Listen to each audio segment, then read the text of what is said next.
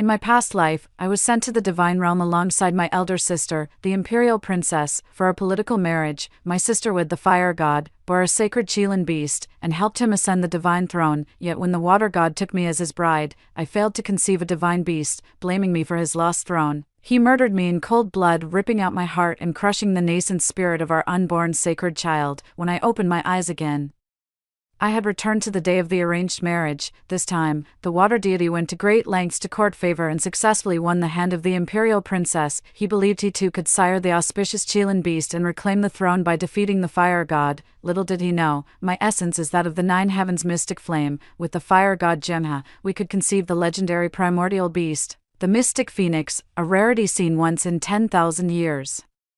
On the day the Celestials chose their brides, all three realms rejoiced. It was a grand celebration, yet for me, the most insignificant princess of the demon realm, there was nothing but sorrow in my eyes. I stood in line with princesses from the spirit and demon realms, watching as the lofty celestial lord gazed down upon us with detached scrutiny. The two spirit realm princesses nearby couldn't help whispering to each other, "The water god truly lives up to his reputation, peerless in grace and elegance." Personally, I find the fire god more dashing and majestic, with truly divine bearing. Oh, you don't know, the fire god is notoriously hot-tempered, while the water god is universally acknowledged as a refined gentleman, gentle, cultured, and virtuous. Any celestial maiden who could marry him would be the luckiest soul in all realms. 1. Beside me, my royal sister Lyra, the demon realm's eldest princess, instinctively glanced at the water god Saren upon hearing this, her cheeks flushing crimson with sudden bashfulness, yet the corners of my lips curled into a scornful sneer, my heart turning to ice. In my past life, I believed the same, born to the humblest concubine in the demon king's harem. My lowly status stemmed solely from my mother's peerless beauty, the fleeting favor that granted her the title of consort and brought me into this world. It was precisely this face of mine that caught water god Saren's eye during the divine consort selection in my past life, making me his chosen bride amidst universal envy. The divine emperor had 4 sons, the water god, flower god, spirit god, and fire god. My elder sister, the demon realm's crown princess, had always adored the water god.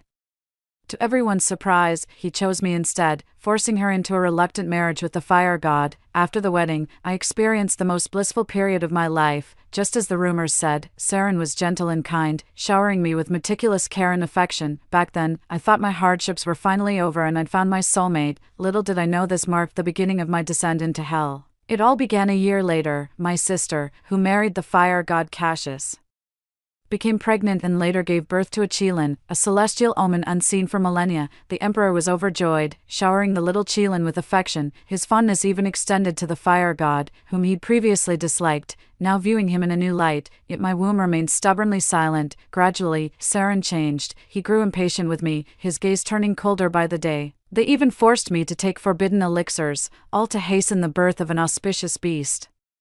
But as the water deity, his divine essence is in nature, my mother was a golden feathered peacock, and though I now lack a divine core, I could still feel our profound incompatibility. For a full century under Saren's coercion, I consumed countless forbidden elixirs and performed innumerable dark rituals, yet conception remained impossible. At last, the divine sovereign's patience ran out. On the day the young Chilan turned 100, the fire god Cassius was crowned emperor, inheriting the celestial throne. That same day, Saren returned from the coronation ceremony and tore open my chest with his bare hands, ripping out my heart and lungs. The next instant, I saw the fully formed divine beast spirit glowing within my womb. With my dying breath, I clutched desperately at the hem of Saren's robe, begging, "Please, my life doesn't matter, but save our child." But Saren kicked me away viciously, clutching the divine beast's essence with a sinister sneer.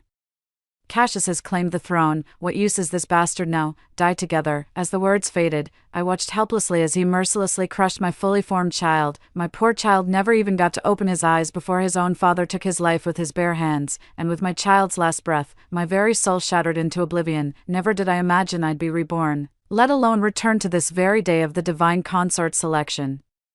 A tidal wave of hatred turned my fingers ice cold as I fixed Saren with a glacial stare, yet to my surprise, he did the exact opposite of his previous life. His gaze fell upon my rather plain-looking elder sister. In that instant, everything became clear. He had been reborn too. Today, fair maidens from the realms of spirits and demons have come to our divine kingdom seeking marriage. My 4 princes may choose freely. Whomever you select, your emperor father shall grant his blessing.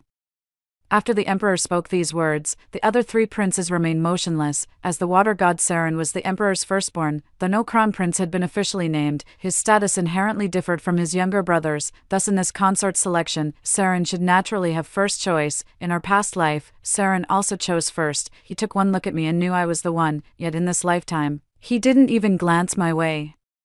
Walking straight past me to my royal sister Lyra. "Father, my heart already belongs to another. I wish to marry Princess Lyra of the demon realm," the assembly gasped. Among the three realms, celestial, spirit, and demon, the demon realm ranked lowest. What's more, the spirit realm boasted countless beauties, and my sister's looks were unremarkable among its celestial maidens. Even the emperor frowned with doubt. "Saren, are you certain about this?" Saren nodded calmly. "Yes, father. My mind is made up." The elder princess was overjoyed. This was nothing short of a godsend fortune to her. Without the slightest hesitation, she immediately grasped Saren's outstretched hand, her delight written plainly across her face. Only then did Saren turn to glance at me with feigned nonchalance, her eyes filled with such scorn and contempt that it pierced my heart like a blade, dredging up memories as excruciating as scraping bone from flesh. My fists clenched so tightly they trembled, barely containing the seething hatred that made me want to charge at him in mutual destruction. Suddenly, a warm hand grasped my wrist with unexpected force. Instinctively turning, I found myself staring into fathomless dark eyes. The breathtaking deity in black robes flashed a roguish smile, raising my captured wrist high as he proclaimed in a ringing voice, "I want her." A collective gasp swept through the room. If all the celestial maidens here were ranked, I'd undoubtedly be at the bottom. Years of spiritual depletion have dimmed my aura, making me far from an ideal cultivation partner.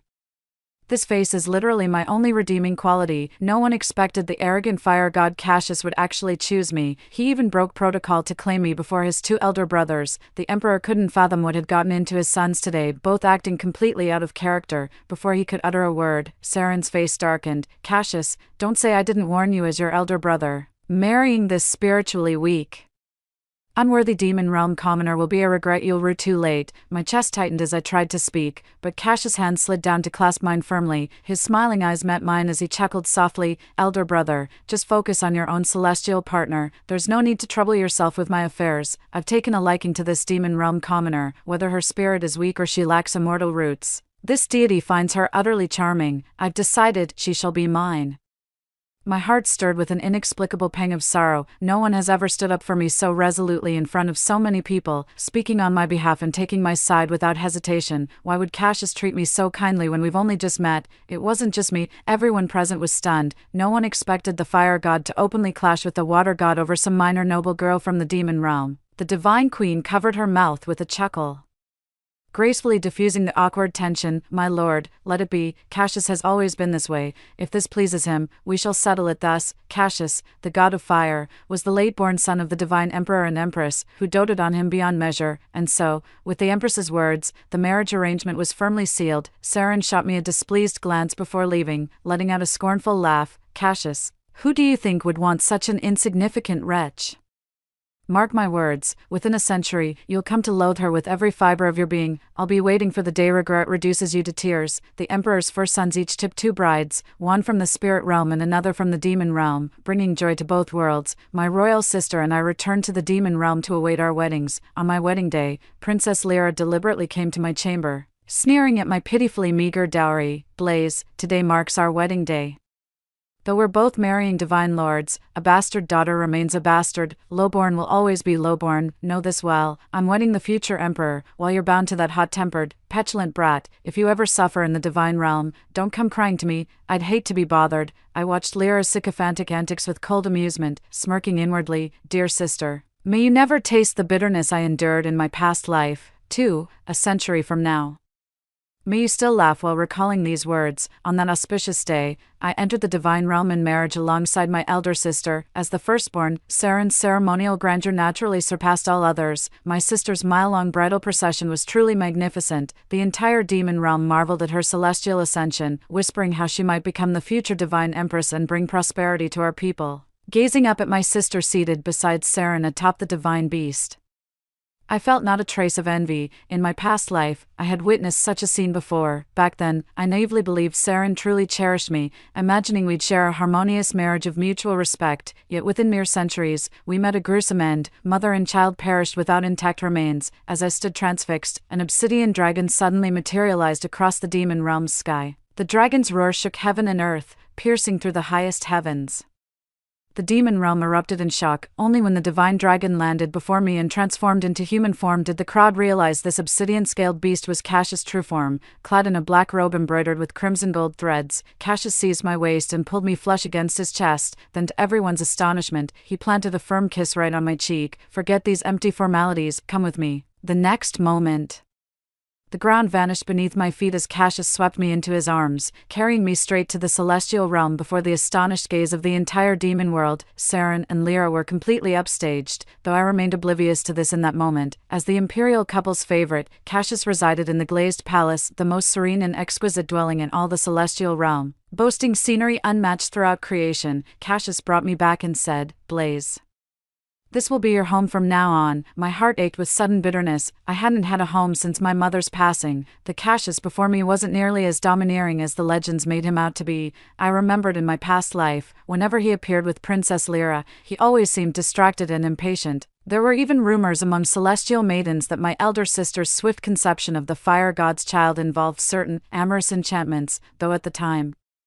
I was too preoccupied with my own troubles to spare much thought for Cassius and my sister's relationship. I'd always assumed Cassius would be difficult to get along with, but reality proved otherwise. He stood taller and more striking than Saren, with obsidian eyes that gleamed whenever they met mine, almost as if he'd been gazing at me like this for ages. My cheeks flushed crimson as Cassius chuckled, tilting my chin with his fingers. Suddenly, a divine scout's voice echoed from beyond the door. "Lord of Flames, the Tau beast has escaped from Gueshu. The Heavenly Emperor requests your immediate presence." It suddenly dawned on me that I'd married the god of fire, the most valiant warrior in the divine realm, upon whose shoulders rested the fate of all three realms. Cassius' smiling lips abruptly tightened, his face flashing with displeasure, yet without hesitation. He gripped my chin and crushed his lips against mine.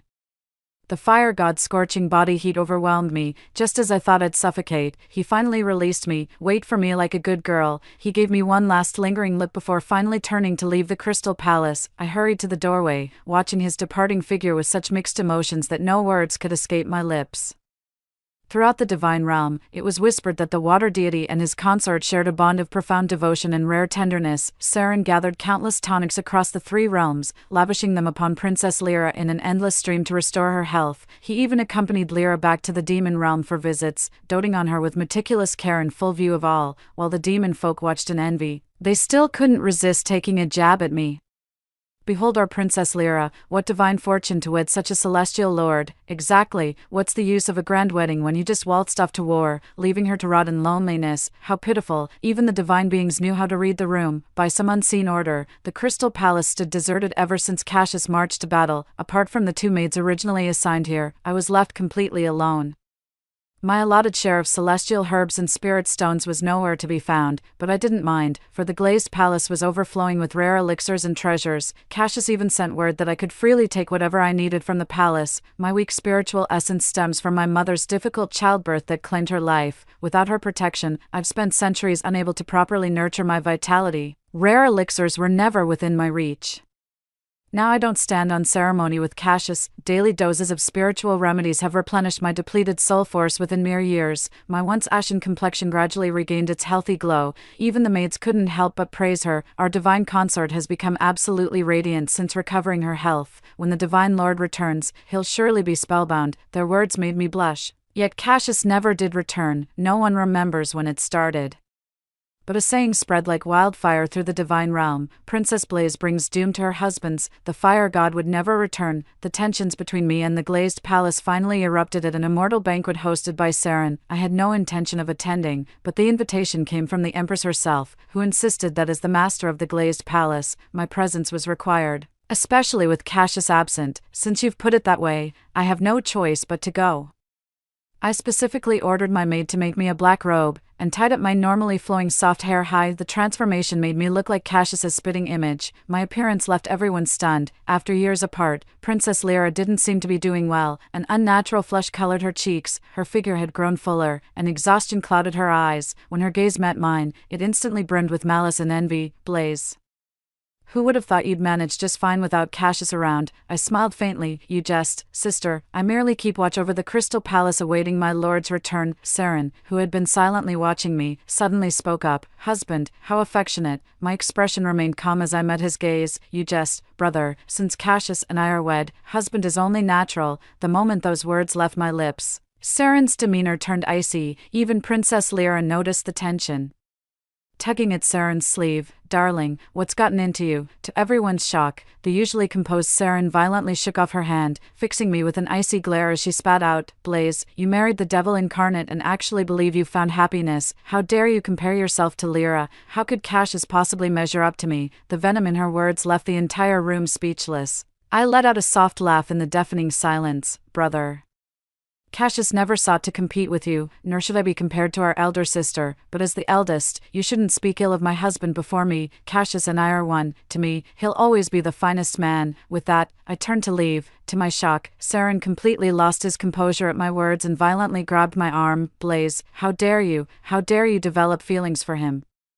A sharp pain shot through my arm as I tried in vain to shake him off. His grip was like iron shackles. At that critical moment, a streak of red light suddenly darted into the hall. The razor-sharp blade came slashing straight down toward the arm Saren was holding me with. Startled, Saren instinctively jerked her hand back. 3. The sudden release sent me stumbling backward from the momentum. The next instant, a familiar arm caught me firmly around the waist.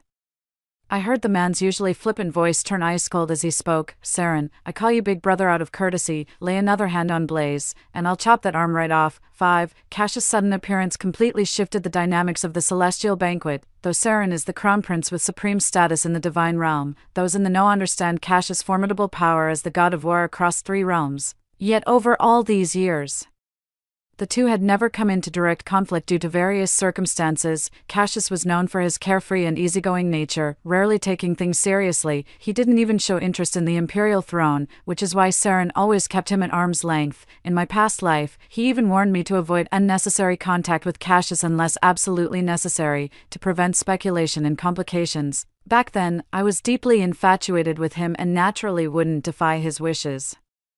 So much so that I never witnessed Saren and Cassius having an open confrontation before my death, yet in this lifetime, the unexpected came to pass. Saren's expression turned utterly grim as he watched Cassius shielding me protectively in his arms. After visibly struggling to contain his temper, he finally spoke with forced calm. So the 4th brother returns. I was merely exchanging pleasantries with Blaze here. Must you always be so quick to anger? Years of campaigning haven't tempered that fiery disposition of yours. The sheer audacity, after his own offensive remarks, he now dares to paint Cassius as the hot-headed one. Only now do I finally understand how those rumors about Cassius being temperamental and emotionally unstable came to be. Saren's intentions become perfectly clear if you just think a little deeper. How could a hot-tempered deity prone to emotional outbursts ever rule as emperor? To outsiders, the gentle, composed and benevolent water god naturally seems more suited to be sovereign. My gaze instinctively darted to Cassius, but he wore an indifferent expression, clearly accustomed to Saren's slander. A surge of fury rose within me. Had it not been for my past life's experiences, even I wouldn't have known Saren was a hypocrite through and through. In that previous life, he forced me to take forbidden drugs day after day for decades. Watching him passively as I coughed up blood and agony from their torment, all he ever offered was scornful mockery. And you call yourself a demon? Aren't your kind supposed to be fertile as rabbits? How come your imperial sister birthed a Chelan so easily, while you can't even carry a whelp? Drink, swallow every drop. If you fail to conceive a divine beast, you'll wish you were dead. Yet this same cruel and tyrannical water god would dote on me with meticulous care whenever others were present. At celestial banquets, he'd personally peel divine fruits for me, whispering sweet nothings in my ear all the while. Such stark contrasts made it unbearable. Every day felt like walking through fire and ice. He tormented me in my past life, and now he dares slander Cassius in this one. With lifetimes of resentment boiling over, I suddenly gripped Cassius' hand and retorted loudly, "What kind of talk is this, elder brother? You laid hands on me without reason just now. Is this how an elder brother should behave?" Had Cassius not returned in time, My arm might have been crippled right here. A woman's reputation is of utmost importance. Without Cassius witnessing this today, rumors would spread like wildfire. Even with 800 mouths, I could never clear my name. It was you who wronged me before all the celestial lords first. How does this suddenly become my husband's fault, while my husband and his warriors shed blood to safeguard the three realms? You sit comfortably in your hall without a care for your brother's safety, yet dare to disrespect me, your own sister-in-law. What manner of logic is this? Do you not fear crushing the morale of our frontline troops with such conduct? My words struck the assembly like thunder, leaving them utterly dumbstruck. Since my marriage into the divine realm, I'd remained silent and unnoticed. Never having clashed with anyone before is precisely why the celestial beings dared neglect the glazed palace so brazenly. Even Cassius didn't expect such a fiery retort from me, his eyes widening in delighted surprise. As for Saren, his face turned glacial, as if frozen across 10,000 miles of tundra, yet he couldn't refute a single word I'd said. The celestial banquet ended in discord that day, and rumors began spreading about the water god attempting to take liberties with his brother's wife while the fire god was away at war. Since I escalated the matter to involve battlefield warriors, the situation became rather serious. Upon learning of this, the Divine Lord summoned Saren specifically to deliver a severe reprimand. He even confined Saren to solitary reflection, dealing him a humiliating public rebuke. In a way, I've avenged my past self, though Cassius returned victorious. There remained numerous matters demanding his attention. Truth be told, I hadn't quite figured out how to interact with him either. That very day, while Cassius attended military discussions at the Imperial Hall, an unexpected visitor arrived at the glazed pavilion. I looked at Princess Lyra's venomous expression before me, feeling utterly helpless. Sister, we both married into the divine realm. Even if we can't support each other, must we make things difficult? The princess clenched her dress hem, glaring at me with burning intensity. When exactly did you secretly seduce Saren? How dare you make him humiliate himself for you at the celestial banquet? Your mother was nothing but a lowly maid who seduced our father to bear a wretch like you. How dare you ruin my perfect match? Lyra's insult toward my deceased mother instantly wiped the calm from my face. Dear sister, if this were truly a blessed union, how could I have shattered it so easily?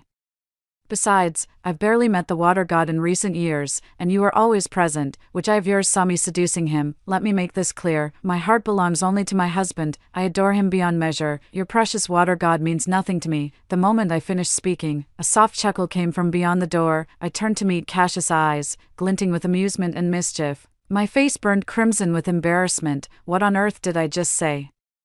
The imperial princess stormed off with a livid expression after my retort. Meanwhile, Cassius, who had just heard my passionate confession, slowly approached, blushing furiously. I dared not speak and could only retreat step by step under his advance. With a smirk, Cassius pinned me down on the couch in the end. My lady, what were you saying just now? My face burned like embers as I shook my head desperately. And nothing. I said nothing at all. Oh, Cassius tilted my chin up. Did I just hear you say you're hopelessly in love with me? MMPH. Before I could utter another word, Cassius silenced me with a kiss. After years of waiting, our wedding night finally arrived. Cassius showed no mercy and nearly wore me out completely. Only through true intimacy did I discover how tender the fiery-tempered god could be with his wife, contrary to his fearsome reputation. From that moment on, Cassius and I truly began our married life together. Gradually, I noticed the once faint divine essence within me growing clearer and more distinct. My perpetually cold hands and feet grew burning hot, as if some nameless fire raged within me, yet it didn't feel scalding. Instead, both my spirit and body grew increasingly vibrant. At last I understood why I'd remained childless in my past life. My primordial spirit embodies fire, while Saren, the water deity, possesses an essence of icy dampness, utterly incompatible with mine. After marriage, merely neutralizing the water element he inflicted upon me drained all my spiritual essence. With my womb unstable and perpetually weakened, how could I possibly conceive a divine beast? And that child I finally conceived after being forced to ingest so many forbidden elixirs, he cruelly crushed its life with his bare hands. Now wed to the fire god, my soul resonates perfectly with Cassius's divine essence. He even unknowingly guided me to cultivate a spiritual core during meditation. I sometimes feel this wondrous warmth and weightless grace flowing through me. I couldn't help but wonder, if my mother is a golden-feathered peacock, what would my true form be? For, just as I was pondering this, news spread throughout the three realms. The water god's wife, Princess Lyra, is with child. Come to think of it, Lyra, the two princesses from the spirit realm, and I all had our weddings on the same day, during Cassius' years at war. Both princesses of the spirit realm became pregnant and gave birth to divine beasts, yet Lyra and I showed no signs of pregnancy, fueling rampant rumors. Whispers spread that demon realm princesses were inferior to spirit realm royalty, our souls too fragile to bear offspring. Since Cassius and I hadn't consummated our marriage before his departure, I remained utterly unconcerned, but Lyra was different. Even I knew she'd secretly made multiple trips to the demon realm searching for elixirs. Nobody understood Saren's forbidden arts better than me. Lyra must have suffered terribly these past years. No wonder her complexion kept deteriorating until she became almost unrecognizable. Now with this pregnancy, Her Highness can finally hold her head high. With her pregnancy, Saren regained the Emperor's favor and was promoted to participate in state affairs, becoming the undisputed center of attention. The next time I saw my royal sister was at the celestial banquet, though caked in thick makeup. Her deathly pale complexion still showed through, yet when she saw me, she still struck a triumphant pose and laughed with malicious glee. Blaze, I don't mean to lecture you as your elder sister, but it's been years since your grand wedding with Cassius. Why hasn't your womb borne fruit? Can't even produce a single child? What a disgrace to our demon realm's reputation. If outsiders start speculating that our kind struggles to conceive divine offspring are auspicious beasts, how could you possibly bear such shame? I sighed helplessly, observing the darkened spot between her brows and her ashen complexion. Most of our demon-kin are fire-aligned, and I presume your highness is no exception. Now that you're with child, you must know the toll it takes. Instead of wasting energy bickering with me, perhaps you should focus on securing your own future. No sooner had I spoken than Saren stepped forward and slipped an arm around Lyra's waist. Our pregnancy is a private matter between husband and wife. Your concern is unwelcome. Dear sister-in-law, forgive my bluntness, but barren creatures like you should stay home where you belong. Must you spread your misfortune to decent folk? With that, he shot a spiteful grin at Cassius standing behind me. My poor brother, I fear you may never have an heir even in 100 years. May the gods have mercy on you. The mocking gazes of all the celestial lords fell upon Cassius and me. I glanced guiltily at Cassius, knowing full well how crucial progeny is to a divine sovereign. A magnificent, exceptional divine beast offspring is the paramount qualification for becoming the heavenly emperor's successor. In our past life, though Cassius was at odds with my royal sister, she still bore him the auspicious Chelan beast, ultimately helping him ascend the throne. Yet now, after years of blissful marriage between us, I still haven't conceived. If the prophecy holds true that I must wait a century to bear his child, the imperial throne will surely slip through our fingers. At this thought, my heart grew heavy and tears welled in my eyes, yet Cassius paid no heed to the other's gazes, reaching out to gently pinch my cheek as he murmured words of comfort. Why the tears? What does it matter whether we have children or not? Haven't we been perfectly content together in the Crystal Palace, just the two of us? I shook my head, but, enough with the buts. Cassius took my hand and strode out defiantly, ignoring all onlookers. You're all I need. I know what troubles you, but Blaze, you must trust me. Your husband is the god of war. Thrones aren't won through heirs. Tears fell freely as Cassius crushed me against his chest. I knew then, this was the steadfast embrace I'd lean on for life. What's meant to be will come naturally. Such is often the way of the world. On an utterly ordinary morning, I was suddenly overcome with chest tightness, nausea, and relentless vomiting. Cassius was terrified and summoned the court physician, who confirmed I was already 3 months pregnant. Cassius spun me around in sheer delight. The divine emperor and empress were overjoyed, bestowing countless celestial elixirs and spirit stones, yet my heavily pregnant elder sister, nearing her time, regarded me with visible displeasure. Who knows what tricks your lowly body employed to conceive? I tilted my head with a smile. It seems the royal sister struggled with conception herself, hence suspects others of foul play. Lyra shot me a glare before storming off in a huff. I watched her retreating figure with amusement, though eventually sighed in concern. A creeping sense of foreboding settled in my chest. True enough, the divine realm was engulfed in howling winds and thunderous lightning when Lyra went into labor. The divine emperor and empress led all the deities to await the birth, yet after Lyra's agonized screams lasted a full day and night, she delivered a sodden, mottled bluebird, with a grotesque fishtail protruding from its rear. Everyone was utterly terrified, myself included. Lyra's true form was a magnificent azure phoenix. None could have imagined she'd birth such a freakish chimera. Saren, the instigator, turned even more livid, his face flushed crimson with bulging veins as he roared, "What is this abomination? Where's the Chelan? Where's the damn Chelan? Useless, useless." Before anyone could react, Saren suddenly materialized his weapon and with a single slash, severed the bluebird's head from its body. And oh, the princess let out a blood-curdling scream. Covered in blood, she rushed forward to cradle the lifeless bluebird, weeping with unbearable anguish. "How could you kill him? He was your own flesh and blood. You monster, I'll kill you to avenge my child." Unlike her imperial sister's anguish, Saren only felt humiliated and kept denying it. This isn't my child.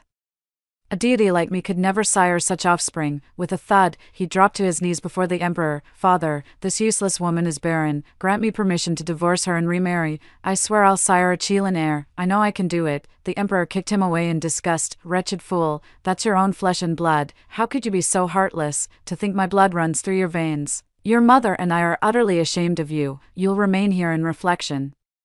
Not one step beyond these doors without my permission. I watched Saren standing before me, feeling an indescribable satisfaction. He thought rebirth would let him sire the divine Qilin and reclaim the imperial throne. Little did he know it would all be in vain. The failure to produce a Qilin wasn't my sister's fault. The water god's own spirit was flawed. Last life he blamed me, this life he faults my sister. Yet never once questions himself.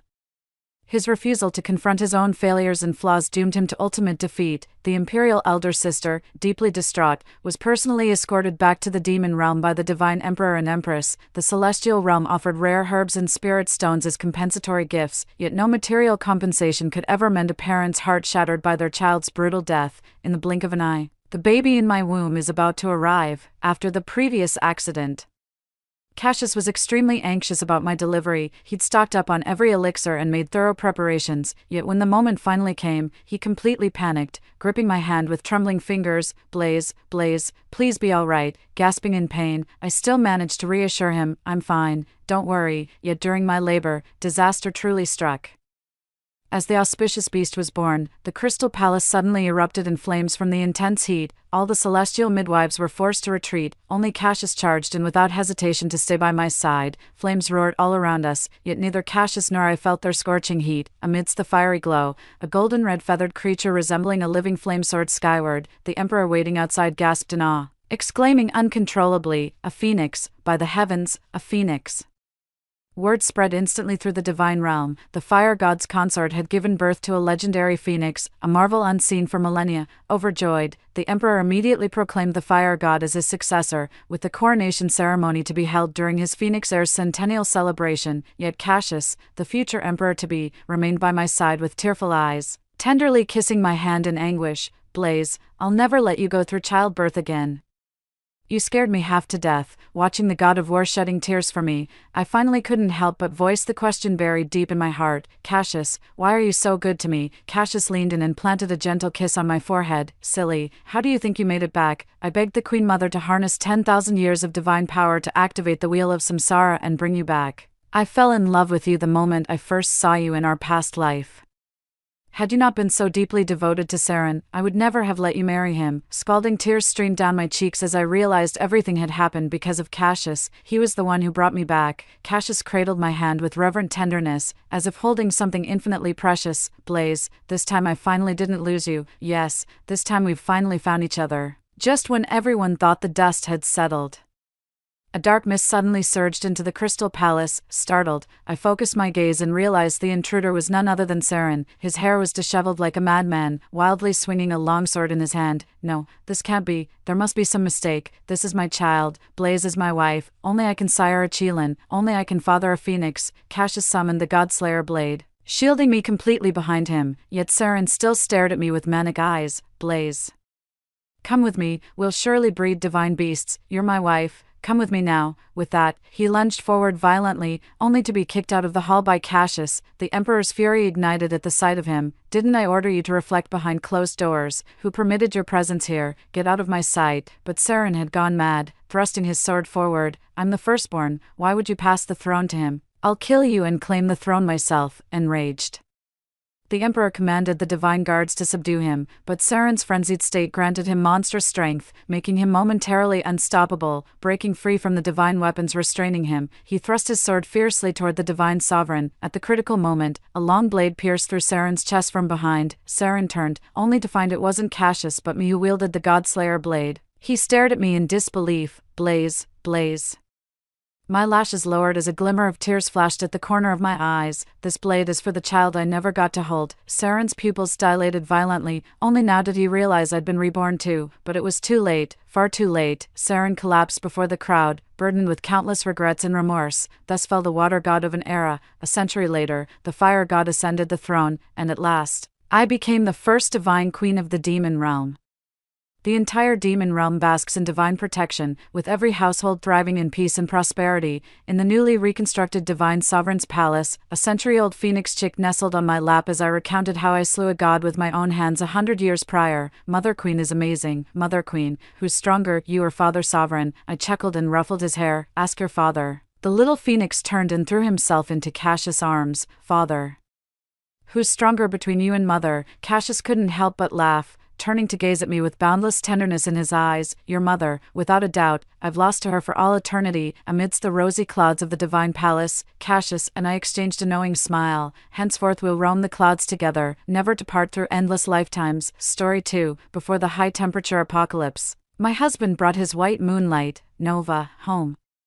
In order to show that she was beautiful and kind-hearted, Nova took it upon herself to generously give the food and water I had stocked to the neighbors. Everyone praised her, while I became the evil person they called selfish, which caused public outrage. Later, they were so hungry that they lost their minds and came to our house again to ask for food. To protect themselves, my husband and Nova pushed me and my 3-year-old daughter out. My blood became the drink to quench their thirst, and my flesh became the food to fill their stomachs. I slowly died in extreme pain and unwillingness. When I opened my eyes again, I was reborn a month before the apocalypse. Since she wants to be a noble and virtuous woman so much, I'll let her be one to the fullest. That scumbag man and the shameless woman, they deserve each other. 1. Wife, the weather has been getting hotter recently. The rental house Nova lives in is small and stuffy, and the electricity bill is extremely high. We have an extra room. How about letting her move in? It's really not easy for a young girl like her to live in the city. As her leader, I should provide some help within my ability. What do you think? My husband, Orion, pushed my arm and asked casually, pretending not to care. I opened my eyes suddenly, and my temples were throbbing violently. My chubby lips made me unconsciously swallow. I then realized that I was reborn a month before the apocalypse, in my previous life. Using the excuse of taking care of his subordinate, Orion suggested that Nova, who lived in a rental house, move in. I was kind-hearted and knew how difficult it was for a young girl to work hard in a strange city, so I agreed to let her move in without hesitation. Later, I found out that Nova was far from being an innocent girl. She was the white moonlight that Orion loved but couldn't have. She just used the name of a colleague to look for her old love. Orion took advantage of my love for him and did all kinds of things to hurt me, but I was like a fool, unaware of what was going on. It wasn't until the apocalypse came quietly that I saw their true colors. You've stocked so much food and water, sharing a little with everyone won't hurt. You're being too selfish. Don't you see that everyone is starving? While talking, Nova opened the door and gave some food and water to the neighbors who came to ask for food. Orion didn't stop her. Instead, he approved of Nova's actions, and his eyes were full of love. He advised me, in the face of great disasters, you can see people's true hearts. You're not as good as Nova in this regard. The disaster will pass. You should have a big heart. You can't be like this. Later, the neighbors who got the food sent the news that we still had food at home to the group. More and more people came to our house to ask for food. There were too many people and too little food. It simply wasn't enough to go around. They were so hungry that their eyes were red, and they forced their way into the house to search for food. To protect themselves, Nova and Orion pushed me and my 3-year-old daughter out, and we became the food for them. They cut my flesh one knife after another. I was in so much pain and fear that I begged them bitterly, husband, save us, please. If you have to eat someone, eat me. Please spare the child. Orion and Nova shrank into the corner, silent, and looked at us coldly. After that, they also joined in the act of eating us. A strong hatred burst out from my body. I wished I could skin that scumbag man and the shameless woman alive right away, but I can't do that now. I have to take good care of my daughter and live on. As for those two, when the apocalypse comes, I'll deal with them slowly. At that time, countless people will die, and no one will bother to find out how they died. 2. Orion waved his fingers in front of my eyes. Scarlet, what's wrong with you? Can you say something? She's still waiting. I sneered and walked straight to the door. When I opened the door, I saw Nova standing at the door with a suitcase, just like in my previous life. Orion took advantage of my kindness. He was sure that I wouldn't refuse this request, so he asked Nova to pack her things and move in advance. At that time, I didn't suspect the relationship between him and Nova. I even happily helped her pack her things. Now I realized that the sticky ambiguity in their eyes was right in my face, but I didn't notice it at all. I'm so stupid. Nova walked in with a smile. Sorry for the trouble. I'll move out when the high temperature passes. Thank you, Miss Scarlet. I ignored her, changed my shoes, and went out. Orion didn't chase after me, he just sent me a message: go to the supermarket and buy some fresh vegetables. Nova is picky about food and won't eat anything that's not fresh. Thanks, my dear wife. I clenched my phone tightly, and my fingers were trembling slightly. After a while, I came to my senses. I realized that I didn't have extra time to waste being angry with this scumbag. The most important task now is to build a shelter for myself and my daughter before the apocalypse comes. Just as I was thinking about this, I arrived at the underground garage and drove to a residential area. I had a house I bought before marriage here. It's on the top floor, and the location is very good. There's only one household on each floor, and the security and privacy are very good, as long as I lock the fire escape. People downstairs can't come up. I've found the place. The next step is to renovate the house. I'll replace all the materials with ones that have high temperature resistance and heat insulation functions. At the same time, I also need to stock up on enough food and water. I sold all my stocks and converted them into cash. Together with the money Orion earned from working hard all these years and my own savings, I have a total of 2 million yuan. I looked at the balance in the card and smiled with satisfaction. I immediately contacted the decoration company and asked them to use the best heat insulation materials. I asked them to paint the house with heat insulation paint, lay heat insulation film, and install a few solar panels. All the doors and windows need to be reinforced, especially the glass, which is easy to break under high temperature. I directly asked the master to install double-layer titanium alloy glass for me, and added anti-theft windows, even though my house is on the 30th floor. I'm not worried about anyone climbing up. Secondly, for the door, I used a bank-level anti-theft door that's invulnerable. It's still not enough. I also added an extra anti-theft door and a doorstop outside. In the apocalypse, what's more terrifying than the high temperature is people's hearts. I need to ensure that people outside can't get in to the greatest extent. I also thickened all the walls and added good sound insulation materials to ensure that the sound inside the house can't be heard outside. The master who got the design plan looked at me in confusion. Are you building a shelter? I've only seen this kind of setup in apocalypse novels. I replied calmly. My ex-husband has a mental illness and keeps pestering me. I'm a girl, and I need to reinforce the doors and windows to keep him out. It's for my safety. The master sympathized with me. Don't worry, leave it to me. To speed up the construction progress, I paid twice the labor cost. Finally, the master patted his chest and promised me that he could finish everything within 2 weeks. Then I left with confidence. It was already 5 o'clock in the afternoon. I looked at the temperature on my phone. It was already 40 degrees. The pedestrians on the street were in a hurry, and everyone was sweating profusely. Many people were complaining about the abnormal climate. But no one realized that this was a sign of the apocalypse. They still went to work and school as usual, let alone stock up on supplies. Only I know that a week before the apocalypse comes, the temperature will slowly rise to 50 degrees, far exceeding the temperature limit that humans can bear. When the real apocalypse comes, the temperature will keep rising to 60 degrees, and it may even reach 70 degrees. The temperature is so high that the earth may explode at any time.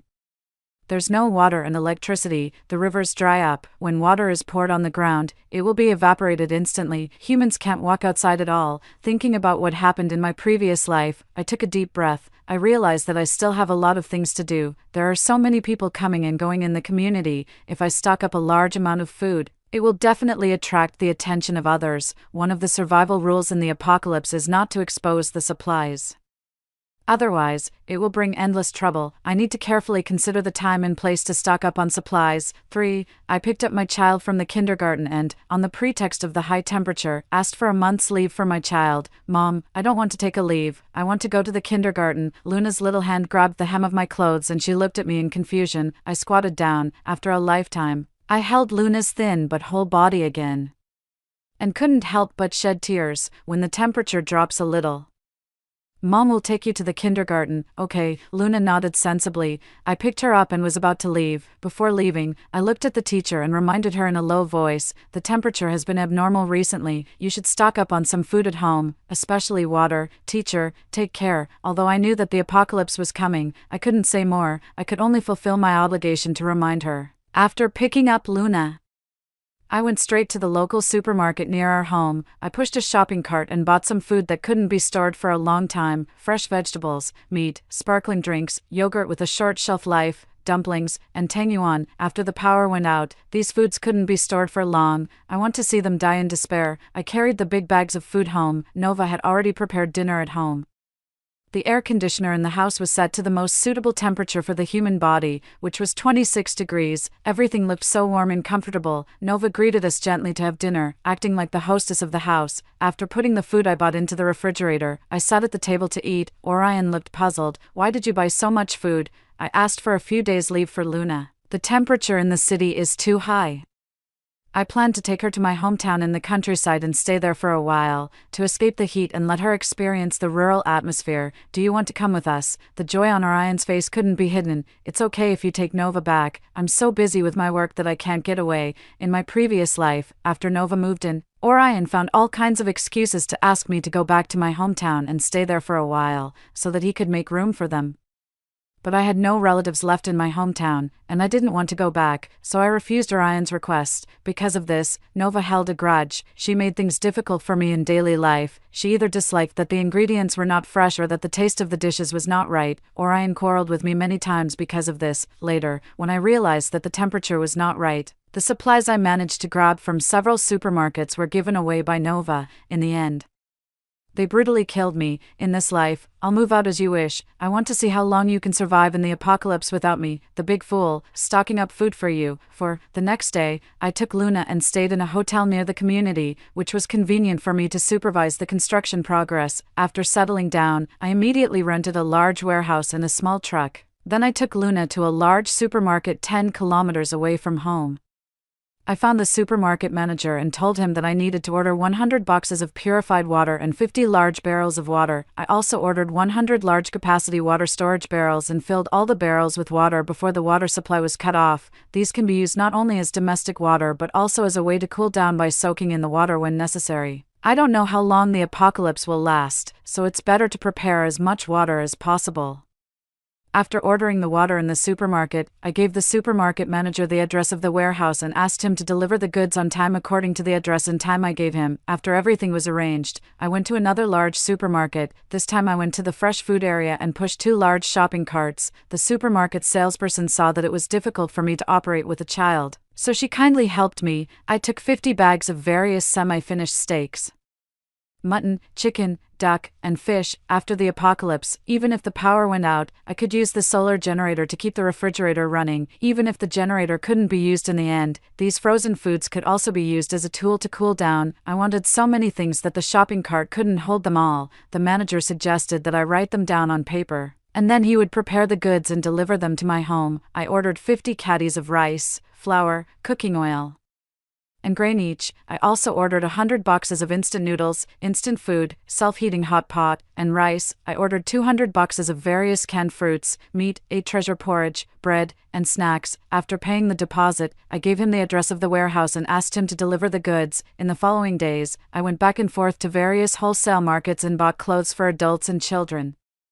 I bought 50 pieces of both thin and thick underwear for both men and women. I also bought 50 boxes of wet and dry wipes and sanitary pads. I bought 50 sets of 4-piece bedding. I bought all kinds of picture books and toys for children, a total of 20 pieces. I bought 10 tablets and 20 power banks. It was difficult to buy medicine. I almost ran all over the city before I managed to stock up on all the necessary daily medicines. After the house was renovated, the ordered supplies were delivered one after another. I also ordered 2 large refrigerators, which were specially used to store frozen food. I moved all the supplies back home in the early morning, and it took me several days to do so. During this period, Orion sent me messages occasionally, but I didn't reply much, using the excuse that the signal in the countryside was bad. Later, he stopped sending messages. In the house with all the supplies, I turned on the monitor and watched Orion and Nova being affectionate. A sense of pleasure welled up in my heart. A week before the high temperature came, the temperature rose to 48 degrees. I sat at home, eating ice cream, blowing the air conditioner, and browsing the overwhelming information on the internet. A blogger posted a statement about the high temperature apocalypse, and there were a lot of scolding comments below. At first, the blogger tried to explain and called on everyone to stock up on food, but no one believed him. Instead, the netizens launched a personal attack on him. Later, that article was deleted for violating the rules. Good advice is hard to persuade the damned. The apocalypse is coming. What's more terrifying than the high temperature is people's hearts. All I can do is to look out for myself and protect my daughter. In the following days, the temperature kept rising. I checked the temperature, and it showed 50 degrees. A text message popped up on my phone. High temperature warning. The temperature in this city has reached its highest peak and will exceed 50 degrees. All citizens are advised not to go out if possible. From today, work and school in the whole city will be suspended, and all outdoor work will be stopped. Please don't panic. Stay at home and take measures to prevent heatstroke and cool down. The owner group boiling. 50 degrees. Isn't it hotter than Africa? Can the Earth still be suitable for humans to live on? Don't panic, it's just temporary. I checked the weather forecast, and it shows that there will be rain in 2 days. The temperature will drop once it rains. That's right. Don't spread false information. Spreading rumors is illegal now. Great, I don't have to go to work. I can lie down at home, blow the air conditioner and play games. Just thinking about it makes me happy. I think this temperature is very abnormal, otherwise. We'd better go to the supermarket and stock up on supplies as soon as possible, otherwise, it will be like during the epidemic. If we go late, we won't be able to grab anything. You're just worrying for nothing. In my opinion, it's not that serious at all. Looking at the overwhelming comments in the group, I deleted all the messages in the dialog box. Finally, I let out a long sigh and turned off my phone. The second rule of surviving the apocalypse: don't be a saint. I opened the curtains and saw that the scenery outside the window was distorted. The steaming heat made it difficult to breathe. I glanced at the temperature monitor at home, and it was 35 degrees. I turned down the temperature of the air conditioner a few more degrees. On the third day of the apocalypse, the water and electricity in the whole city were cut off. I carefully checked the several solar panels I bought and placed them on the bay window and the balcony respectively. There were still 10 out of 100 water storage barrels that were not full. I almost never turned off the faucet and kept the water running, but the speed was still too slow. I took out the water pipe and connected it to all the faucets in the house to let the water flow together. After doing all this, I was so tired that my whole body was covered in sticky sweat. I was just about to take a shower when Luna came in with the phone. Dad called. I was shocked. I took the phone, fortunately. Luna didn't answer the video call, otherwise, we would be exposed. Although this house has been built with a lot of money and the safety can be assured, the fewer people know about it, the safer we are. In the apocalypse, I have to eliminate all dangers, especially Orion. 6. I switched the video call to a voice call, and Orion on the other end of the phone was very irritable. What were you doing? You didn't answer the phone for so long. When will you be back? This temperature is not right. The buses to the station have all stopped running. Without transportation, we can't go back. Damn it, then transfer some money to me so that I can buy some food. I only have 1,000 yuan left. I've put the other money in a fixed deposit, and the interest is higher that way. Stop talking nonsense and give me all the money. After hanging up the phone, I immediately turned on the surveillance video. Orion and Nova were arguing fiercely. Finally, Orion slammed the door and left. It seemed that he was going to the supermarket to grab supplies. I took a nice shower, took a sip of the ice drink, and lay on the sofa comfortably. I opened the surveillance and saw that Orion had a bruise on his face. He was holding 2 packs of instant noodles and a bottle of mineral water in his hand. Are these people crazy? There's nothing left in the supermarket. I grabbed this bottle of water from a woman. I had a canned fruit in my hand, but a tall guy snatched it away and even injured me. Nova's face looked ugly. Is this what you bought for me? How can I eat this? I want to eat fresh vegetables and fruits. My skin will get worse if I eat this. Orion patiently coaxed Nova. Suddenly, there was a dull sound, and the engine of the air conditioner stopped turning. The already stuffy room got even hotter. Orion finally exploded and kicked over the chair. Stop making trouble. It's already good to have something to eat. You're so picky. I risked my life to buy these. It will kill you if you go out in this hot weather. Don't you know that? So he knows that going out in this heat can be deadly. In my previous life, when I bought food in the high temperature, they not only didn't show any gratitude but also gave the supplies to others. Sure enough, you only feel the pain when the hot water is poured on yourself. Nova was scared by Orion's attitude and started crying with a pout. After Orion calmed down a bit, he hugged her in his arms and said softly, just be patient for a few days. I checked the weather forecast, and it will rain in 2 days. The weather won't be so hot when it rains. I'll buy you whatever you want then. Okay, I sneered. The weather forecast and Orion's heart are the most untrustworthy things in the world. Nova lowered her eyes. Although she was reluctant, she didn't continue to make trouble. Orion cooked a bowl of tang yuan for her, but she ate it without any appetite and had a long face throughout. While watching their affectionate scene, I prepared a sumptuous dinner for my daughter and me. Luna has been very well behaved these days. She played with her new toys at home and didn't even want to go out. I gave her different toys to play with every day. Sure enough, children are easily satisfied. Looking at the smile on her face, a sense of happiness welled up in my heart. In this life, we must survive well.